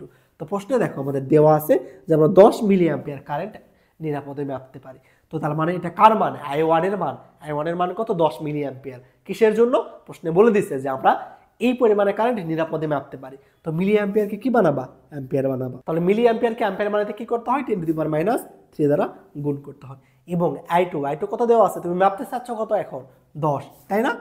এই 10 কাটো, 10⁻³ উপরে যায় কি হবে বলতো, তার মানে আমরা n এর পরিমাণ পাইলাম কত, 1000। জাস্ট এখানে এখন মান বসাই দেব। আর এর মান দেখো তো প্রশ্নে দেওয়া আছে না কত, 100। আর এর মান দেওয়া আছে 100, n এর মান কত পাইলাম, 1000 -1। তাহলে নিচে কত হবে, 999 উপরে 100। এখানে ক্যালকুলেশন করলে কত হবে বলতো, 9.9। এখানে ক্যালকুলেশন করলে কত হবে বলতো, ক্যালকুলেশন করলে হবে আমাদের 0.1 ওহম। 0.1 ওহম। তাহলে অ্যান্সার দেখো তো 0.1 ওহম কি আমাদের আছে? হ্যাঁ আছে, ডি নাম্বার।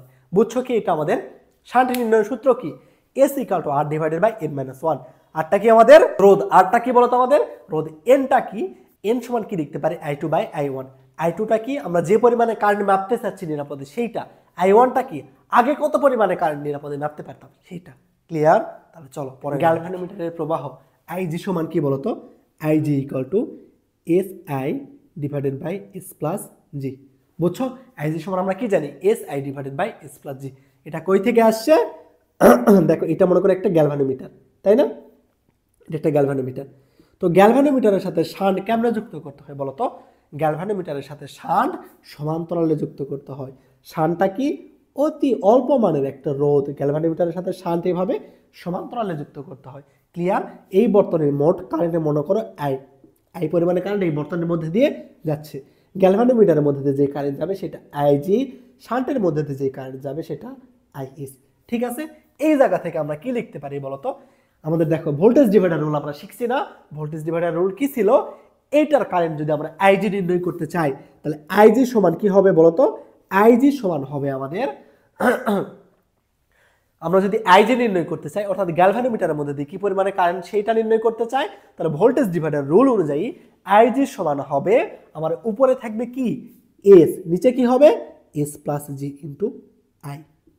বুঝলাম? আমরা যদি IG পরিমাপ করতে চাই তাহলে কি হবে, উপরে S, কিসের জন্য, আমরা G এর রোধের কারেন্ট মাপতেছি IG, তাহলে উপরে কোনটা থাকবে, এর বিপরীত দিকে যে রোধ থাকে সেটা উপরে কি আছে S, তাহলে উপরে হবে S, আর নিচে কি হবে এই দুটো রোধের সমষ্টি ইনটু মোট কারেন্ট। আমরা দেখছিলাম যে আমরা কারেন্ট ডিভাইডার রুল অনুযায়ী আমরা যেই রোধের কারেন্ট বের করি সেটা সমান হয় অপর রোধ ডিভাইডেড বাই মোট রোধের যোগফল ইনটু মোট কারেন্ট। তাহলে আইজি সমান SI divided by S plus G. এখান থেকে আমরা এই সূত্রটা পাইছি। তাহলে এই ম্যাথের ক্ষেত্রে দেখো তো আমার কি বের করতে বলতেছে যে মূল প্রবাহের কত শতাংশ গ্যালভানোমিটারের মধ্যে দিয়ে প্রবেশ করবে, এটা বের করতে বলতেছে। তাহলে দেখো ম্যাথে কি কি দেওয়া আছে লিখে নাও। আইজি বের করতে হবে, এস এর পরিমাণ, শান্টের পরিমাণ কত দেওয়া আছে 90 ওহম রোধের গ্যালভানোমিটার এবং 10 ওহম রোধের একটা শান্ট। তার মানে আমাদের এস এর পরিমাণ 10, আই এর পরিমাণ দেওয়া নাই, এবং এস এর পরিমাণ 10, জি এর পরিমাণ কত 90। তাহলে এইখান থেকে দেখো তো আইজি সমান কত লিখতে পারি, উপরে 10, 90 আর 10 কত হয় 100 ইন্টু আই, তাই না? তাহলে এখান থেকে 10 আর 100 যদি কাটো তাহলে কত হয় বলো তো 1/10 ইন্টু আই। প্রশ্নে কি বলছে শতকরা কত পার্সেন্ট, তো একে শতকরায় প্রকাশ করতে হলে কি করতে হবে, একে 100 দ্বারা গুণ করতে হবে, তাই না? একে 100% দ্বারা যদি গুণ করো তাহলে আইজি সমান কত হবে, আইজি সমান হবে আই এর 10%। বুঝলা? তাহলে আমাদের গ্যালভানোমিটারের মধ্যে দিয়ে যে কারেন্ট যাবে সেটা মোল প্রবাহের কত 10%। ক্লিয়ার? তার প্রশ্নে এইটাই বলছে গ্যালভানোমিটারের মধ্যে যে পরিমাণে কারেন্ট যাবে সেটা মোট কারেন্টের কত পার্সেন্ট। তাহলে আমরা জানি আইজি সমান S I divided by S plus G. S এর পরিমাণ 10, জি এর পরিমাণ 90, বসাই দিলাম, দিয়ে দেখতেছি এখানে বের হচ্ছে 1/10। তাহলে শতকরাতে প্রকাশ করতে বলতেছে 100% দ্বারা গুণ করলাম, 10 100 কাটলাম 10%, অর্থাৎ আইজি এর পরিমাণ আই এর 10%। ক্লিয়ার? কি জাস্ট সূত্র বসাই দেওয়া, এই ম্যাথের ক্ষেত্রে জাস্ট সূত্র বসাই দেওয়া, IG equal to S I divided by S plus G. সব কিছু দেওয়া থাকবে, জাস্ট মান বসাই দিবা, তাহলে অ্যান্সার বের হয়ে আসবে। ওকে, দেখো পরের ম্যাথে কি বলতেছে, 20 ওহম রোধের একটা গ্যালভানোমিটারের সাথে কত রোধের একটা শান্ট যুক্ত করলে মোট তড়িৎ প্রবাহ মাত্রা 1% গ্যালভানোমিটারের মধ্যে দিয়ে প্রবেশ করবে। অর্থাৎ বলতেছে গ্যালভানোমিটারের কারেন্ট কত হবে, আই এর 1%। ক্লিয়ার? যে বলতেছে গ্যালভানোমিটারের মধ্যে যে পরিমাণে কারেন্ট যাবে সেটা মোট কারেন্টের 1%। এখান থেকে আমরা লিখতে পারি না আইজি বাই আই, 1% মানে কত বলতো 1/100। এটা আমরা এখান থেকে লিখতে পারি। আমরা সূত্র কি জানতাম, IG equal to S I divided by S plus G. দেখো এই আইটাকে যদি এই পাশে নিয়ে আসি তাহলে কি হবে, IG by I equal to S, S কত এটা বের করতে হবে, divided by S plus G. G এর পরিমাণ দেওয়া আছে দেখো কত 20, জি এর পরিমাণ দেওয়া আছে আমাদের 20, তাই না? আইজি বাই আই সমান আমরা কত লিখতে পারি এখান থেকে 1/100। তার মানে আইজি বাই আই সমান লিখতে পারি 1/100 equal to S divided by S plus 20। এবার ক্রস গুণন করো, উপরে নিচে গুণ করো, 100 দ্বারা এস কে গুণ করো, কত হবে 100 S equal to S plus 20, তাই না? এখান থেকে আমরা লিখতে পারবো কত বলতো, 100 এস থেকে এস বাদ দাও, কত হবে 99 এস ইকুয়াল টু 20। এবার এস সমান 20/99, তাই না? তাহলে এস ইকুয়াল টু কত 20/99, 20 দ্বারা 99কে ভাগ দিবা, আশা করি এটা ভাগ দিলে কত হবে পারবা 0.20। তাহলে আমাদের এস এর পরিমাণ কত হবে 0.20। 0.20 অপশানে আছে, হ্যাঁ কোথায় আছে, বি নাম্বারে। তাহলে অ্যান্সার হবে বি নাম্বার। এই ম্যাথগুলো একদম ইজি পিজি, জাস্ট সূত্র বসাই দেওয়া, তাইলেই হবে। দেখো পরের ম্যাথে কি বলতেছে, যে যন্ত্রের সাহায্যে বিভব পার্থক্য ও তড়িৎ চালক শক্তি পরিমাপ করা যায় তাকে কি বলে। দেখো এ নাম্বার কি দেওয়া আছে, ভোল্টমিটার। ভোল্টমিটারের সাহায্যে আমরা কি নির্ণয় করি, কেবল বিভব পার্থক্য নির্ণয় করি। অ্যামিটারের সাহায্যে কি নির্ণয় করি, আমরা তড়িৎ প্রবাহ নির্ণয় করি। রিওস্ট্যাট এর সাহায্যে কি নির্ণয় করি, আমরা রোধ নির্ণয় করি। এবং পটেনশিওমিটারের সাহায্যে আমরা বিভব পার্থক্য নির্ণয় করতে পারি, তড়িৎ চালক শক্তিও নির্ণয় করতে পারি। তাহলে অ্যান্সার কোনটা হবে, ডি নাম্বার। বুঝছো না? নেক্সট কি বলতেছে দেখো, হুইস্টন ব্রিজের সাহায্যে কি পরিমাপ করা যায়। আমরা হুইস্টন ব্রিজের সাহায্যে কি পরিমাপ করলাম বলতো, রোধ না, যে 4টা বাহুতে কি পরিমাণে রোধ থাকবে আমরা সেইটা নির্ণয় করলাম। তার মানে হুইস্টন ব্রিজের সাহায্যে আমরা কি নির্ণয় করতে পারি, রোধ নির্ণয় করতে পারি। তাহলে অ্যান্সার কোনটা হবে, ডি নাম্বার। আমাদের আজকের এই ক্লাসটা এই পর্যন্তই। চলতরিত অধ্যায়ের প্রথম থেকে শেষ পর্যন্ত যত টাইপের প্রশ্ন আছে সব টাইপের প্রশ্ন তোমাদের কাভার করানো হয়েছে। এখন তোমার কাজ ভাইয়া যা পড়াইছে সেটা খুব সুন্দর করে ক্লাসটা করা, ক্লাসটা বোঝা এবং তোমার কাছে যে প্রশ্ন ব্যাংক আছে সেই প্রশ্ন ব্যাংকটা সলভ করা। তো সবাইকে অসংখ্য ধন্যবাদ এতক্ষণ এই ক্লাসটা করার জন্য। সালামু আলাইকুম।